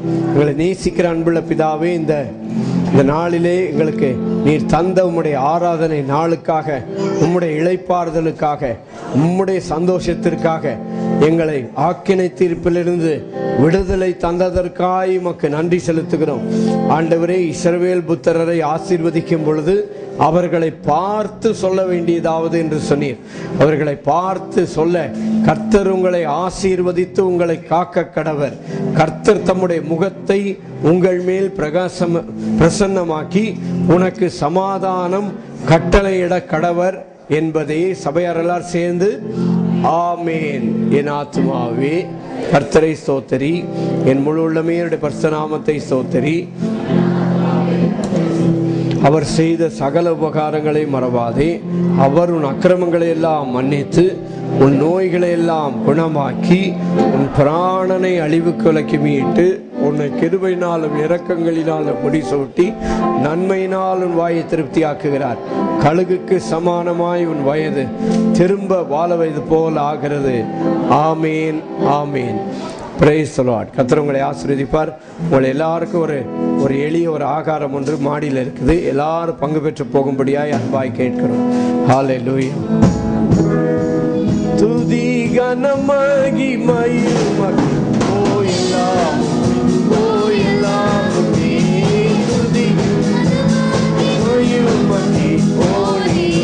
ராஜாவே. ஹல்லேலூயா. ஸ்தோத்திரம், ஸ்தோத்திரம்,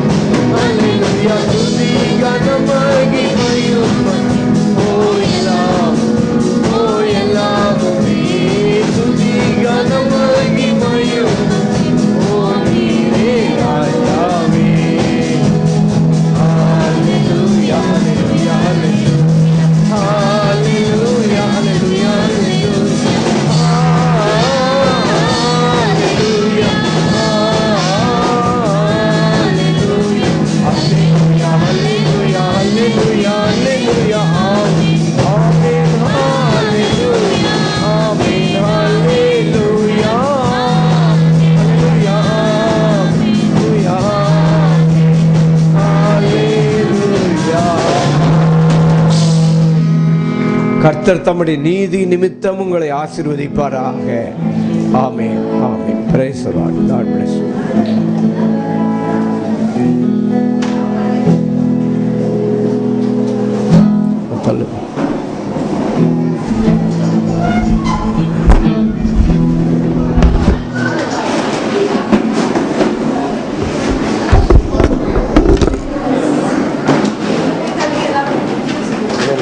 Thank